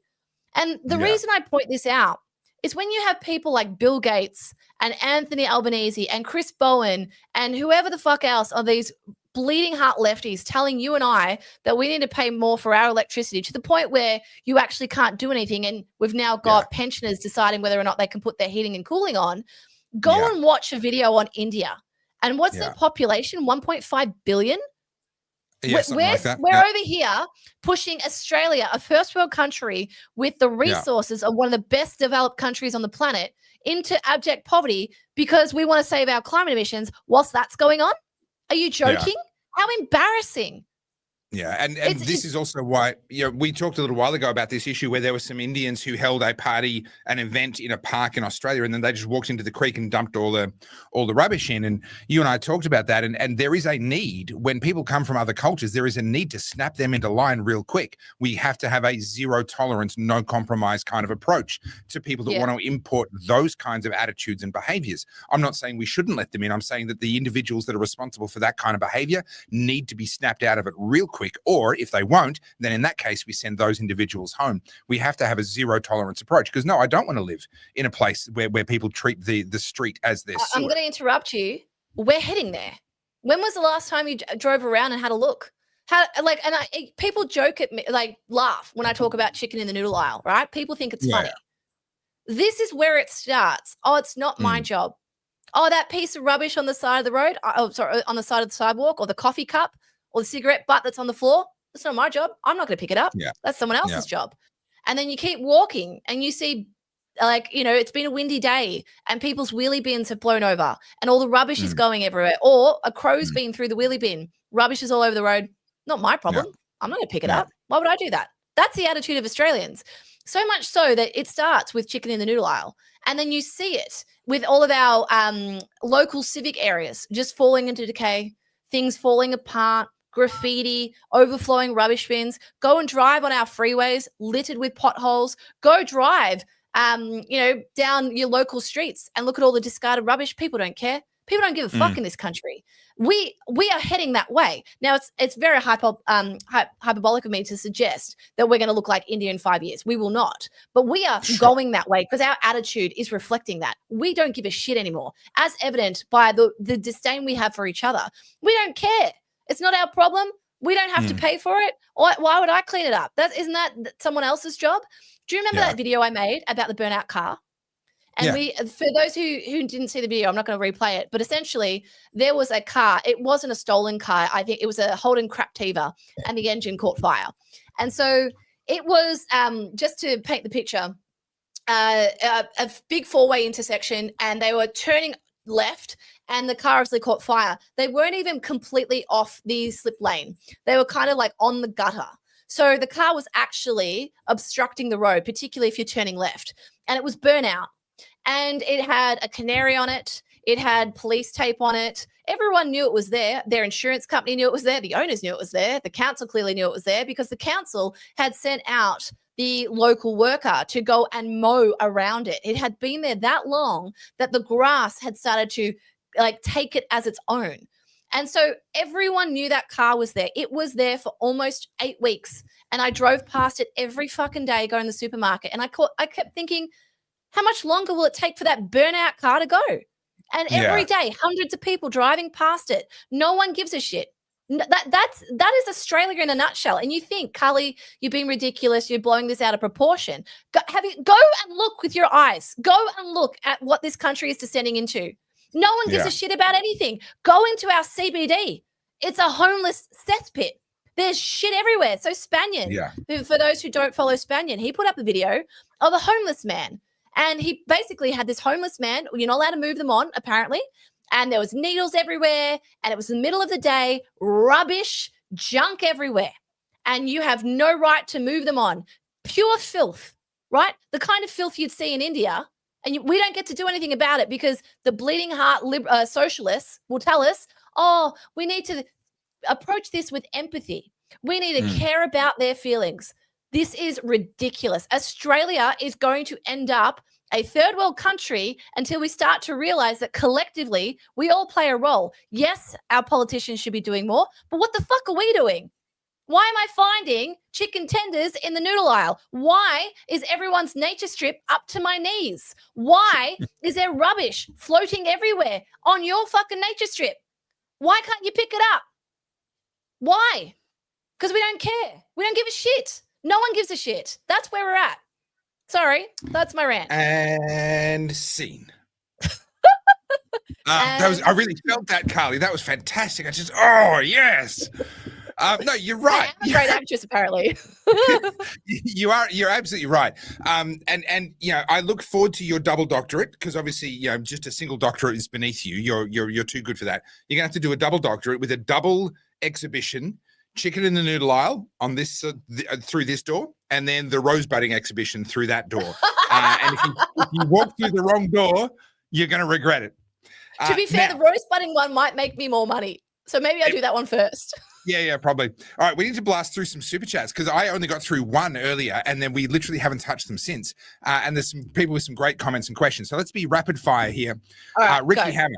Yes. If you could be reincarnated, what would you choose to come back as? Me, a cockatoo, you? You go first. Oh, gosh. Of course you did. No, look, honestly, I would not be able to go past being a Black Panther. They are just the coolest creatures in all of God's green earth. It's the way they move, the way they look, the habitat they dominate. Awesome. I was going to say a jaguar, but jaguars hang out in the Amazon where there's anacondas and big spiders, and I don't think I want to be in that environment. Black Panthers do have some of that problem as well, yeah. So I don't really want to be on the ground. I would say an albatross. Not bad. You get to travel long distances, see the world. Not bad. Yeah. All right. Daniel Moore has some good news for me. Hey, Topher, I have a present for you that Damo dropped off to me on his way home to Melbourne. Pretty sure you will love it. I look forward to hearing more about that in coming days. Isn't it? No. He said I would love it. It has to be a vibrating butt plug. Sorry, my apologies. Joe Little Cameron. diamante on it. That's right.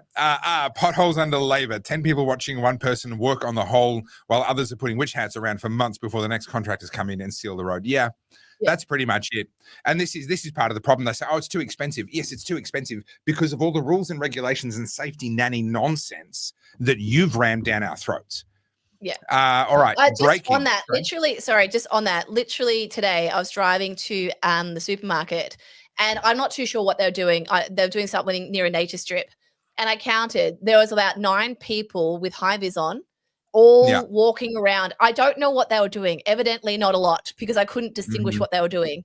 And there was 2 people either end with the little stop go signs, and both people who were holding the stop go signs, I'm not even joking, they were holding the sign and they were like this. Yeah. Oh. Like this state is a joke. It's an absolute joke. And they're getting paid $80,000 a year to do that and be on their phone most of the time. Or if they're outside of metropolitan areas, they're on more like 120. All right. James Bennett's breaking Jackie Felgate, to challenge Limbrick for the post of Victorian leader of the opposition. Yes, sadly. Limbrick's great. Don't take that as my agreement as a slight against Limbrick. But Jackie Felgate is taking it to the government more than what the Liberals are right now. And that's what I said. I mean, I'm going back on my word. I don't have a lot of time for Jackie Felgate, but to be fair, I mean, you got to embrace these people when they come across. So welcome, Jackie, to the dark side. All right, so Joe has thrown a couple of comments our way. He says, can't we just say it how it is? Treaty equals manifesto. What are your thoughts? So as in the treaty would equal something like a communist manifesto or these sorts of things. Well, I think treaty is the outworking of the manifesto. I think the statement from the heart, the Uluru Statement of the Heart, was really kind of the closest thing we have to a manifesto from the Indigenous grievance industry here in Australia. And that called for treaty, but it called for treaty as part of a pathway towards reparations and paying the rent. And when you look at the native title claim and the fact that it covers all of the grid, all of the CBD, and then a huge amount of metropolitan Melbourne, I would not put it past them at all to start saying, hey, everybody, we want $10 a year, $20 a year, $50 a year from every single homeowner. I actually call this a premonition. I do believe by the time Parliament comes back next year, there will be legislation from this. What are we calling it? The tribunal or the Aboriginal? What are they calling themselves? Yeah, I can't remember. Yeah. Hang on. Yeah. First People's Assembly is the current body. Okay, so whatever the new version is, there will be legislation where they say we just need reparations from each Victorian for $5. And that money will go towards blah, blah, blah. And then just like Black Lives Matter, Patricia Concoula's, all of a sudden, 6 beautiful multi-million-dollar mansions in a private name. Mark my words. Yeah, and 100%. I know this because the guy who was facing the media when that whole metropolitan Melbourne land grab popped up was about as Irish could be. Like he's literally descended from a convict. Right. Not to say that someone didn't have an affair along the way and there's no Aboriginal in him. I'm not saying I don't know his lineage, but that man is as white as you and I. And to sit there and spit in the face of actual Aboriginals who live in remote communities up in the NT, up in northern Queensland, and say that he's an Aboriginal and it's disgusting. It's fucking disgusting. I'm sorry. Don't tell me that you've been on the receiving end of anti-Aboriginal discrimination when that's what you look like and that's what you sound like. Like no one has singled you out for anti-Aboriginal discrimination at any point in your life. I'm sorry. At what point? Do you remember this was? I'm jumping all over the place, but this happened in WA, and it was Mark McGowan stood next to that auntie and was like, translate. Do you remember that? How dare you bring that up without a trigger warning? I needed a trigger warning, damn it. And how awkward that was. And everyone's just like, this is so uncomfortable. Yeah. When are they going to allow someone who actually looks like an Aboriginal speak? Well, I mean, we've got Warren Mundine and Jacinta Price. That's not good enough, apparently. Yeah. No, seriously. To be fair, the translator looked like an Aboriginal woman, but she was just speaking a bastardized version of English. Like she wasn't speaking in any of their native languages, but that's the problem. Which language would they choose? Because there is no unified language.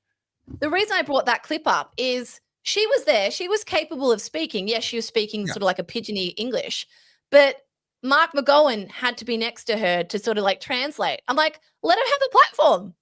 She's speaking to her mob. Her mob was going to understand her. I thought it was the other way around. I thought she was translating Mark. That No, Mark I was, think like, it doing was this more now. of it was a PR move that was made to sort of look like, oh, look, here's the Aboriginal woman that we've rolled out because tokenism. But I'm going to have to say it because, you know, like she's just here for show. Okay. All right. Well, we remember that differently. We're going to have to agree to disagree.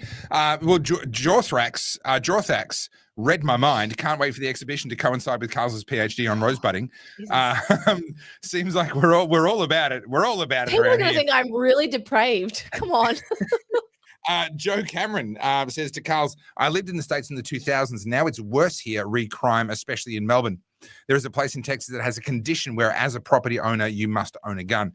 Yeah, there's a few places that have actually tried to pass that recently, largely as kind of a point-making publicity stunt. Because it's now been struck down by there was a case, I don't know if it went to the Supreme Court, but it went to one of the fairly high up federal courts in the US, and the requirement to force people to own a gun was struck down. It was brought by, I'm going to bastardize this, but I think it was brought by a state legislature, and I think it was in Tennessee or in one of those states, and they knew it wasn't going to succeed, but they were trying to make a point against the gun grabbers. They were trying to make a point to say, hey, you can't outlaw guns. And so the decision was handed down that, yeah, you can't force people to have to own a gun, which I agree with.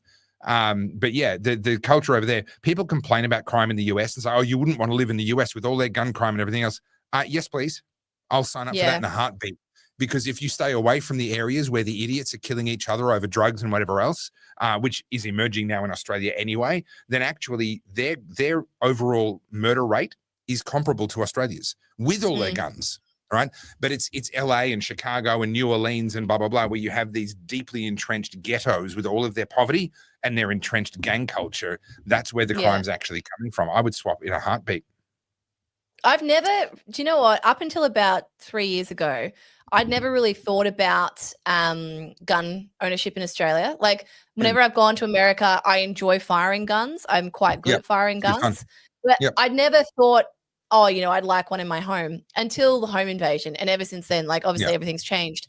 Now, the more I look into it, the more I'm like, I want to be able to defend myself in any capacity. And the fact that we are stripped of that right is now something that I think should be on the front of everyone's issues. Like that's the first one. We've got nothing to take care of ourselves. And not to jump all over again, but we are seeing a rise in sexual assaults by a certain demographic, and women have no means of defending themselves. Yep. Can't even legally have pepper spray. Yep. So Scott Bullock says treaty's been proven unlawful. Look at Jackie Dundee. I'm familiar with Jackie's work. The difficulty that Jackie and everyone else in that kind of camp have is that unlawful is different to illegal. They can make something illegal. Now, you know, I agree, something can be lawful, but outlawed, so to speak. The laws of man have been written against it. But ultimately, they're going to send people with guns to enforce the legal side of things. We have a legal system, not a justice system, and so you can prove things as much as you want. In terms of going back into what the Constitution says, or you know, going back into common law, or etc. That's good. I'm not saying that's a bad thing to do, but never forget that the people who run the legal system are the ones who have the guns. So just be careful how you then translate that into action, I guess is the main point there. Sen09 says, don't forget to like, comment, and subscribe. Yes, indeed, please do.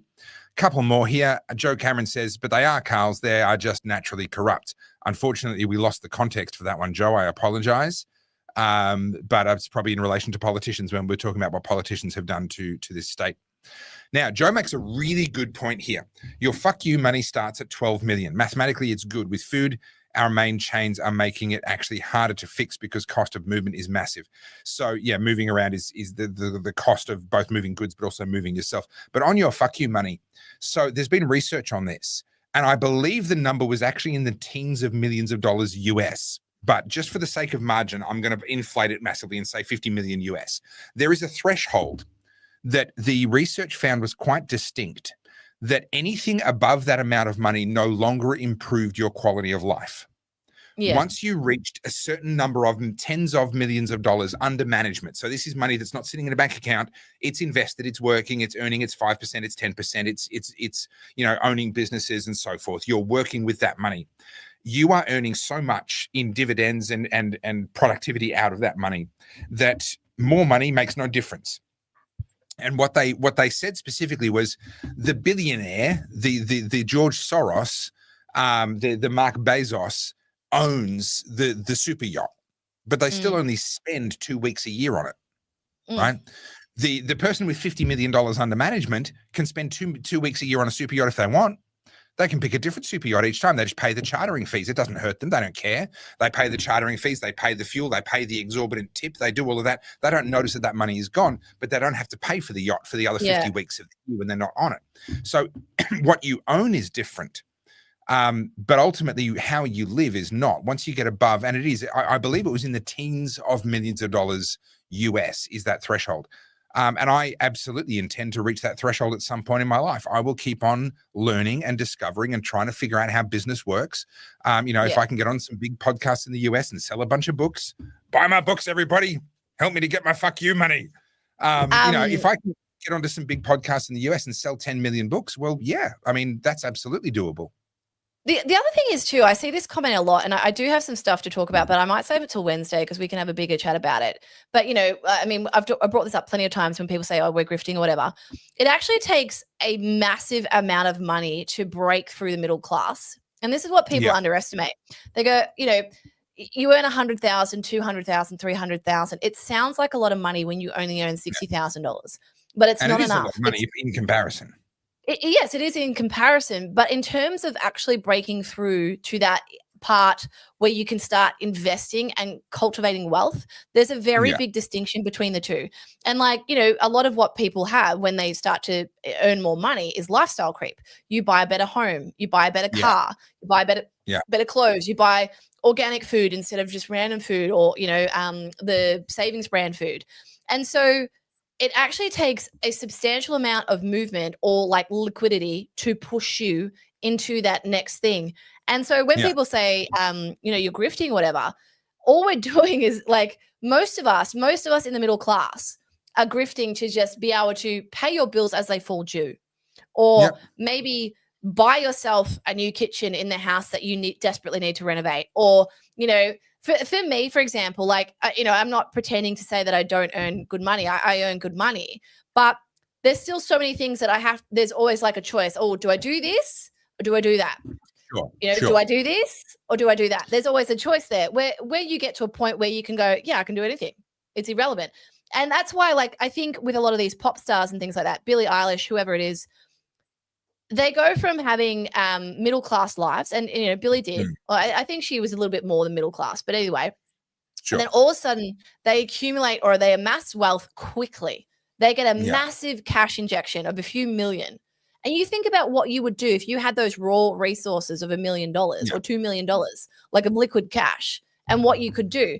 Most Australians are just trying to keep their head above the water, and they might get a tax return of a couple $1,000, and they're like, "Oh shit, maybe I'll go get that root canal." Maybe I'll go get that, the car engine service that I desperately need a new part for or whatever it is. Until people are earning tens of millions of dollars, I wouldn't call it grifting, guys. I'd call it just fighting to survive, Yeah, fighting to survive. And trying to figure out what your value proposition is. This is the thing. So your income is the multiple of these three factors together. How often you get paid, how much you get paid, and how many people are paying you. And for most people, they think they get paid, for each hour. All right. So we're going to break it down. They're being paid an hourly rate. They're being paid by one person. They can only work for one person in each given hour. And they're being paid, let's say, $30 for that hour. And the system, all our education system, our culture, everything else is focused around trying to improve the amount you get paid per hour. If you go and get a degree, you can get $50 per hour. If you become a high-flying lawyer, you'll be able to get $300 an hour. Well, yeah, but you're still only being paid by one person at a time, right? One person per unit of time. Business, and that is essentially, we're in the business of creating content. We're trying to get paid by multiple people. I release a video. Each person that watches that video, I get 1/100th of a cent. But if enough people do it, because multiple people can do it at once, that can add up to a lot more money than what someone else might earn in an hour. Business is the game of playing with the other two variables: how many people are paying you and how often they pay you, as well as being able to change how much they pay you. And that depends on the service offering and how you deliver it. Are you a product business, a service business? If you can deliver online products, digital products online to an infinite, to the entire planet for basically zero delivery cost, you've got the potential to make enormous amounts of money, because the entire world can pay you X amount of money as often as you can offer them something that they look at and go, yes, I want that. I'm going to pay you that money.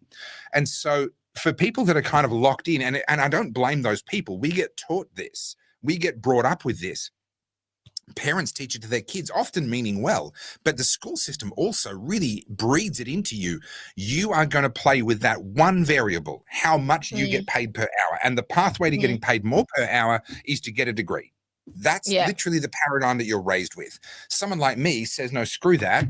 I'm going to take a bunch of the things that I've learned and the insights that I have and the understanding of the world and how I filter and interpret that, and put it into a book where theoretically an infinite number of people can pay me, $39, right, for this book, probably only once, all right? But then I write a second book, and in time I'll write a third book and a fourth book, and create more opportunities and more reasons why more people would potentially want to transact with me more often.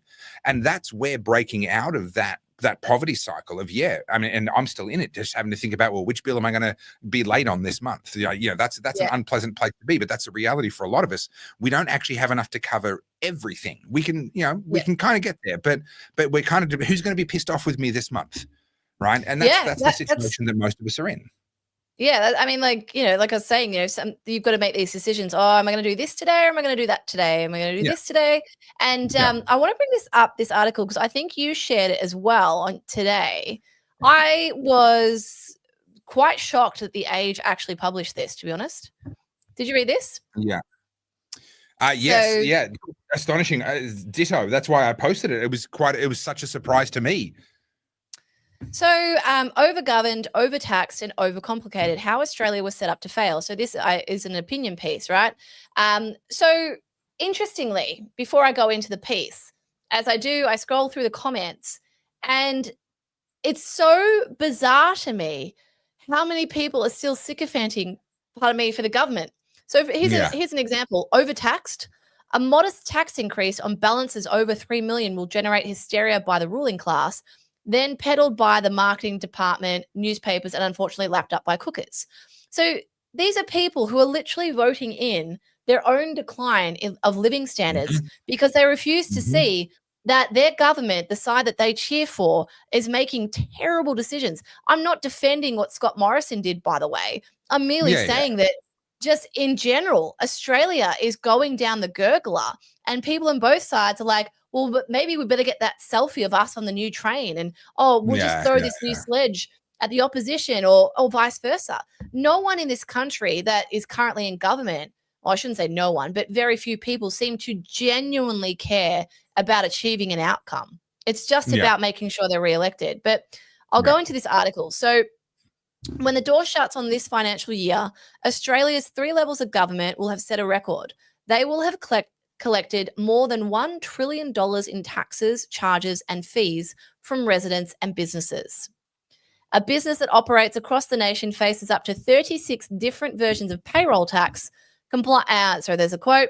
And then of that $1 trillion that will be raised this year, just a quarter will be state raised. The rest will flow from Canberra, either through grants, direct assistance, or GST. Yet the states are directly responsible for more than half of all government spending.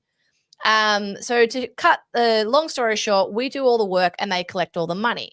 So the fiscal proclivities of the states and territories represent the biggest risk to the federal government's AAA credit rating. What say you?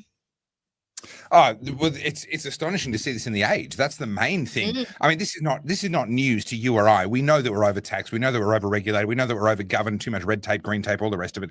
That's not news. What's surprising is to see The Age actually acknowledging that that's the case. What I like, it must be bad when they're talking about it. Well, that's right.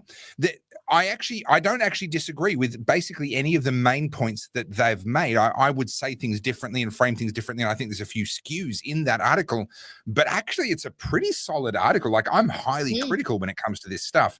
So for me to kind of go, you know what, that's mostly a pass. Is really quite rare. I think it's such an important point to make, though. Our federalist system is really backwards. It's actually really broken. The American federalist system created a situation where the lower the level of the authority, the more directly intimate the decision maker was with the people they're making the decision for, the more decisions they could make. The local sheriff makes decisions that actually trump higher levels of government, and only certain things were given to the federal government, and everything else was reserved to the states. In Australia, we flipped that on its head. And we said only the things that we delegate down to the lower levels belong to the lower levels, and everything, whatever the federal government wants to do, it can do, and it overrides the states whenever it does that. And that's exactly backwards. That is not how it should be at all. It removes the competition, the competitive aspect of federalism, where you can have different jurisdictions trying different rule sets, different taxations, etc. In the US, you've got states will have income taxes or won't. They might have property taxes or they won't. They might have different levels of consumption tax or not have a consumption tax. There's this petri dish of 50 different states that all have radically different regimes and financial systems and spending and taxing, etc. In Australia, pretty much all of the taxing, with the exception of land taxes and payroll taxes, stamp duty, pretty much everything else is federal. So it doesn't change from one state to another. There is no opportunity for a state to try something different and see if it works. They really only are fiddling around at the very, very edges. So we've unfortunately given away most of the potential advantage of a federalist system because we set it up wrong. And what then happens is everyone has an incentive to be more and more bloated. The federal government always wants more money. The states always want more money. They're all kind of competing with each other to consume more. And no one in that melee has an incentive to try and be more efficient, to try and do anything better, etc. They're absolutely right. What I didn't see in that article and what I don't know exists is a solution. What do we do? Okay, yeah, we're fucked. Now what? Yeah. Oh my God, it's so depressing. Let me bring up this graph, which I had handy because I'm working on a video involving this graph. This is the Australia versus the US GDP per capita. So this is adjusted for the population size. Now, it's important to note this is not in dollars. This is in percentage terms. All right. So I've got another graph where I'll be talking about the actual dollar value of the GDP, but this simply shows you the rate of growth or decline. Now, what happened shortly after COVID that would have caused Australia's GDP per capita to flatline so badly and America's GDP to have continued climbing massively? Now, to be fair, America's GDP was still climbing massively even under Joe Biden, and has continued to do so under Donald Trump. Now, under Donald Trump, their cost of living has spiked because of his tariffs. I've got a video coming out tomorrow exactly that problem. But their GDP per capita, their productivity, their ability to produce is going through the freaking roof, right? In the space of 15 years, it's climbed 25, nearly 30%. Right, it's climbed 28% in the space of 15 years.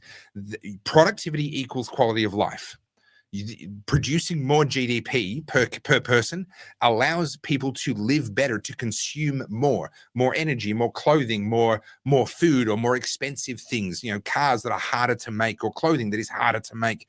If we produce more on average, we can consume more on average and still not be running out of things. That's why productivity matters. Australia's productivity is flatlining. In fact, I will make the case that this really understates the case.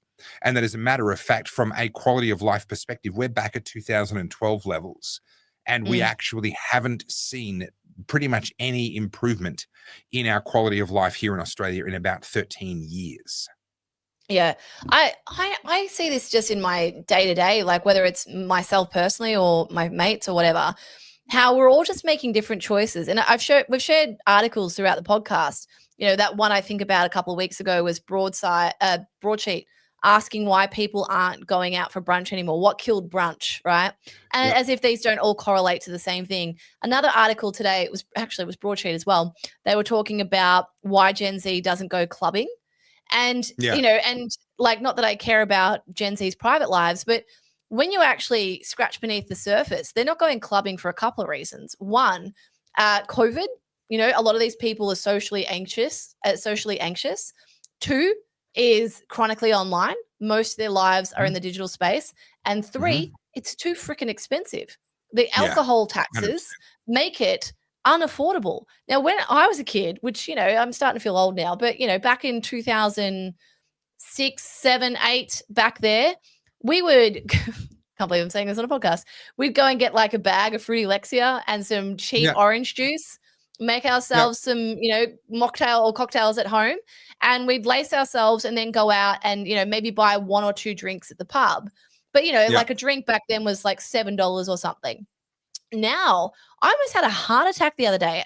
A cocktail was like $39. I don't drink, by the way, but I was looking at the menu. I was like, $39 for a drink. And it wasn't a fancy cocktail.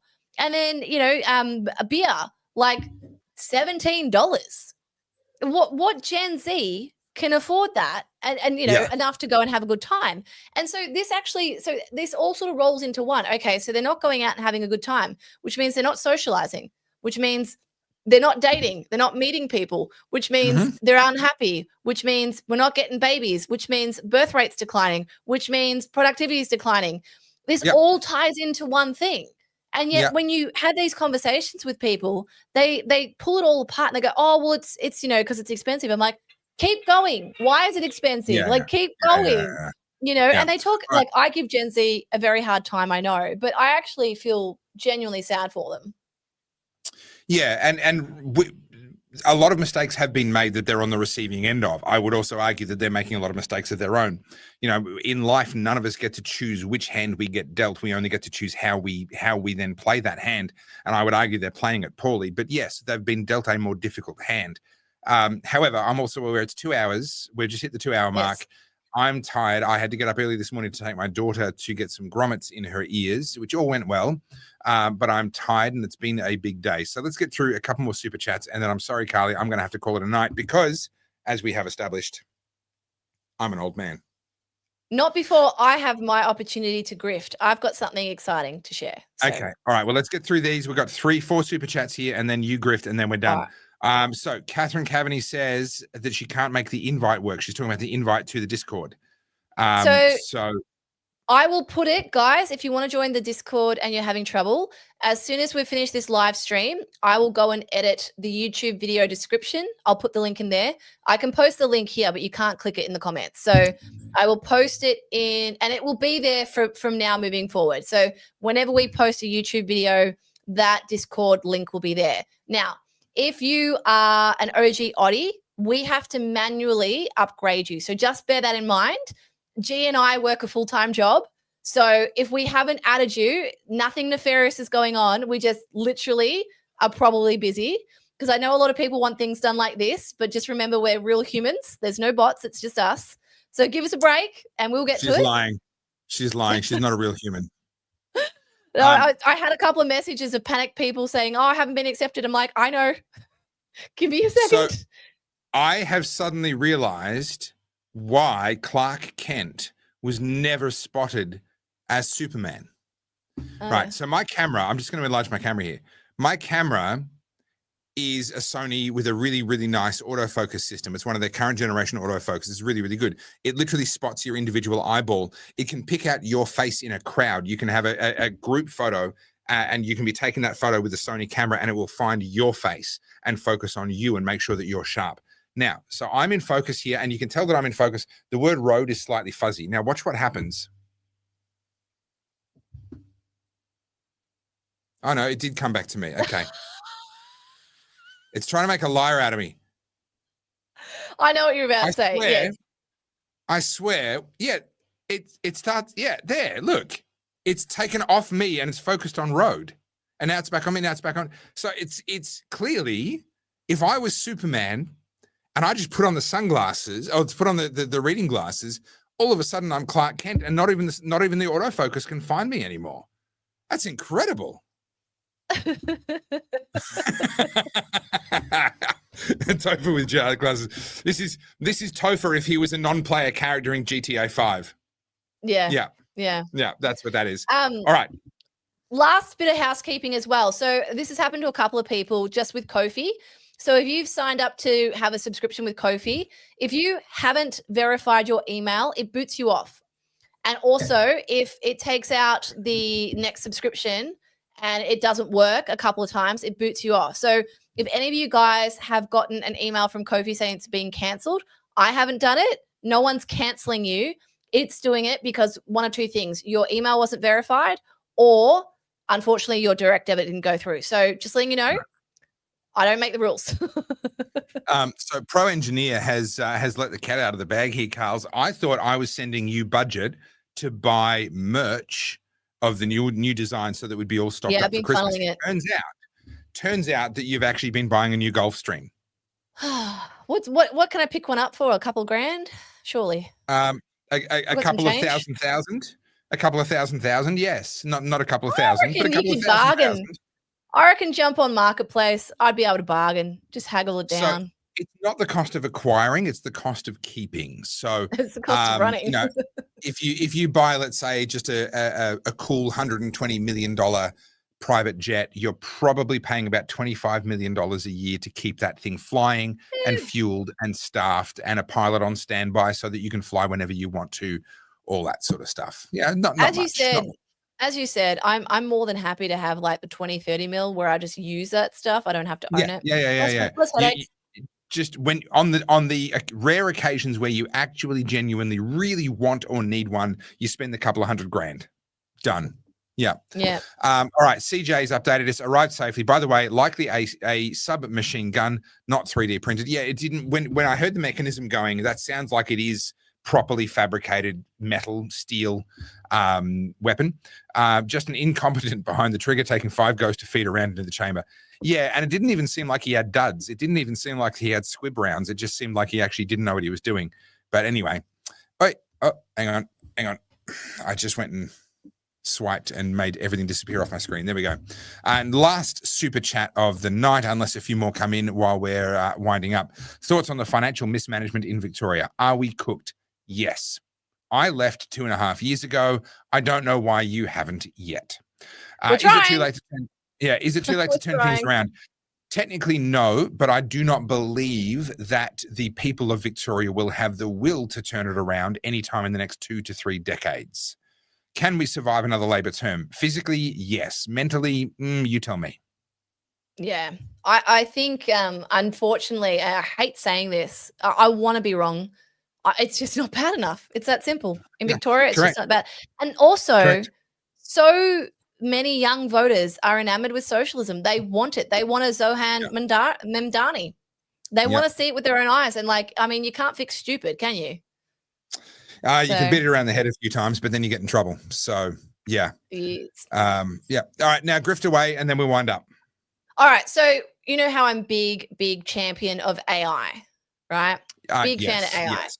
Yes. I honestly do believe, and guys, you don't have to take my word for it, but just based on what I've discovered the last 18 months and how many different tools I've been implementing, I'll give you an example. I'm building your website, right? And there's a lot of things that are just outside my knowledge. I'm not a web developer. I can build a Squarespace website like that. I can build a Shopify. Just so that everyone knows, you were upfront about that. We knew that going in, and we literally talked about it. And I said, Carly, I would rather get you to do everything because you're an amazing photographer. You're an amazing graphic designer. You're so good at all this other stuff. Rather than bringing in an outside web developer, I would rather tolerate you having to muck around a little bit and maybe some delays and whatever, and just keep it all with you. So just for anyone that's wondering, Carly didn't sell me a bill of goods. It's all good. And she is working through the challenges. Right. So I found a platform, all that sort of stuff, but it's just, honestly, it's just outside my scope. And I'm learning, but the learning curve is like this, right? Like it's steep. But what I've done is download the ChatGPT browser, and I open up the web development platform in that browser, and ChatGPT is beside me. And if it weren't for that, you wouldn't have a website. Honestly, I am using... Sorry. Hold up. Yeah, you got to pay ChatGPT. Hold up. I could have had ChatGPT build me this damn website. Unfortunately, no, I still have to manually click the button. So you still need the human. No, but oh man. So where I'm getting stuck on things is the coding. So I'm doing Yeah. things, but I'm accidentally breaking things and not realizing because I've moved something out of its like little box, or the animation. It's like link Microsoft broke. Word. It's like I've tried to do websites multiple times in my life. My brain does not work that way. But it's like Microsoft Word. You move that picture one line up, and everything just goes like. That's exactly what it is.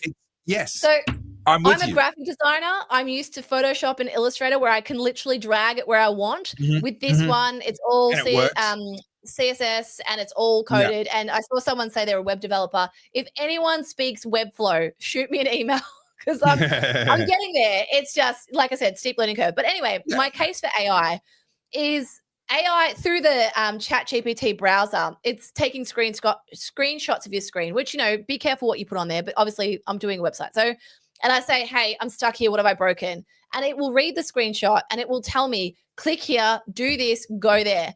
And so it's literally like I've got someone tutoring me as I'm going through. That's just one example. There are so many AI tools that I think are wonderful. And I've just been sharing a bit of this on my Instagram stories and with people I know. And the amount of people have said, how are you doing this? Can you please teach me? What are you doing?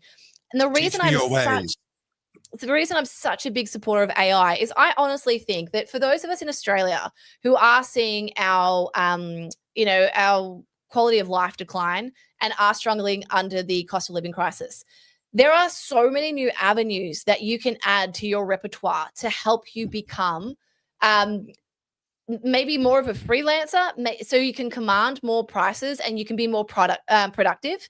Because I can see that already. Like, I mean, yes, I've got my skill set, but all of these tools available for me are helping me do things that I never would have thought I could do before, and it's speeding me up so that I'm becoming more profitable. I can take on more work and do more.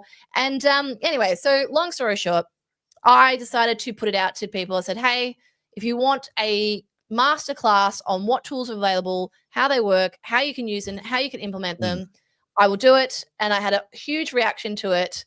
And I put this live today, and I have already over 100 and something people sign up, which is amazing. Wow. So I just thought, if anyone's interested, this is an overview. If you are new to AI, or if you're still using AI, but you're not sure what's available outside, say, ChatGPT, I've built this masterclass.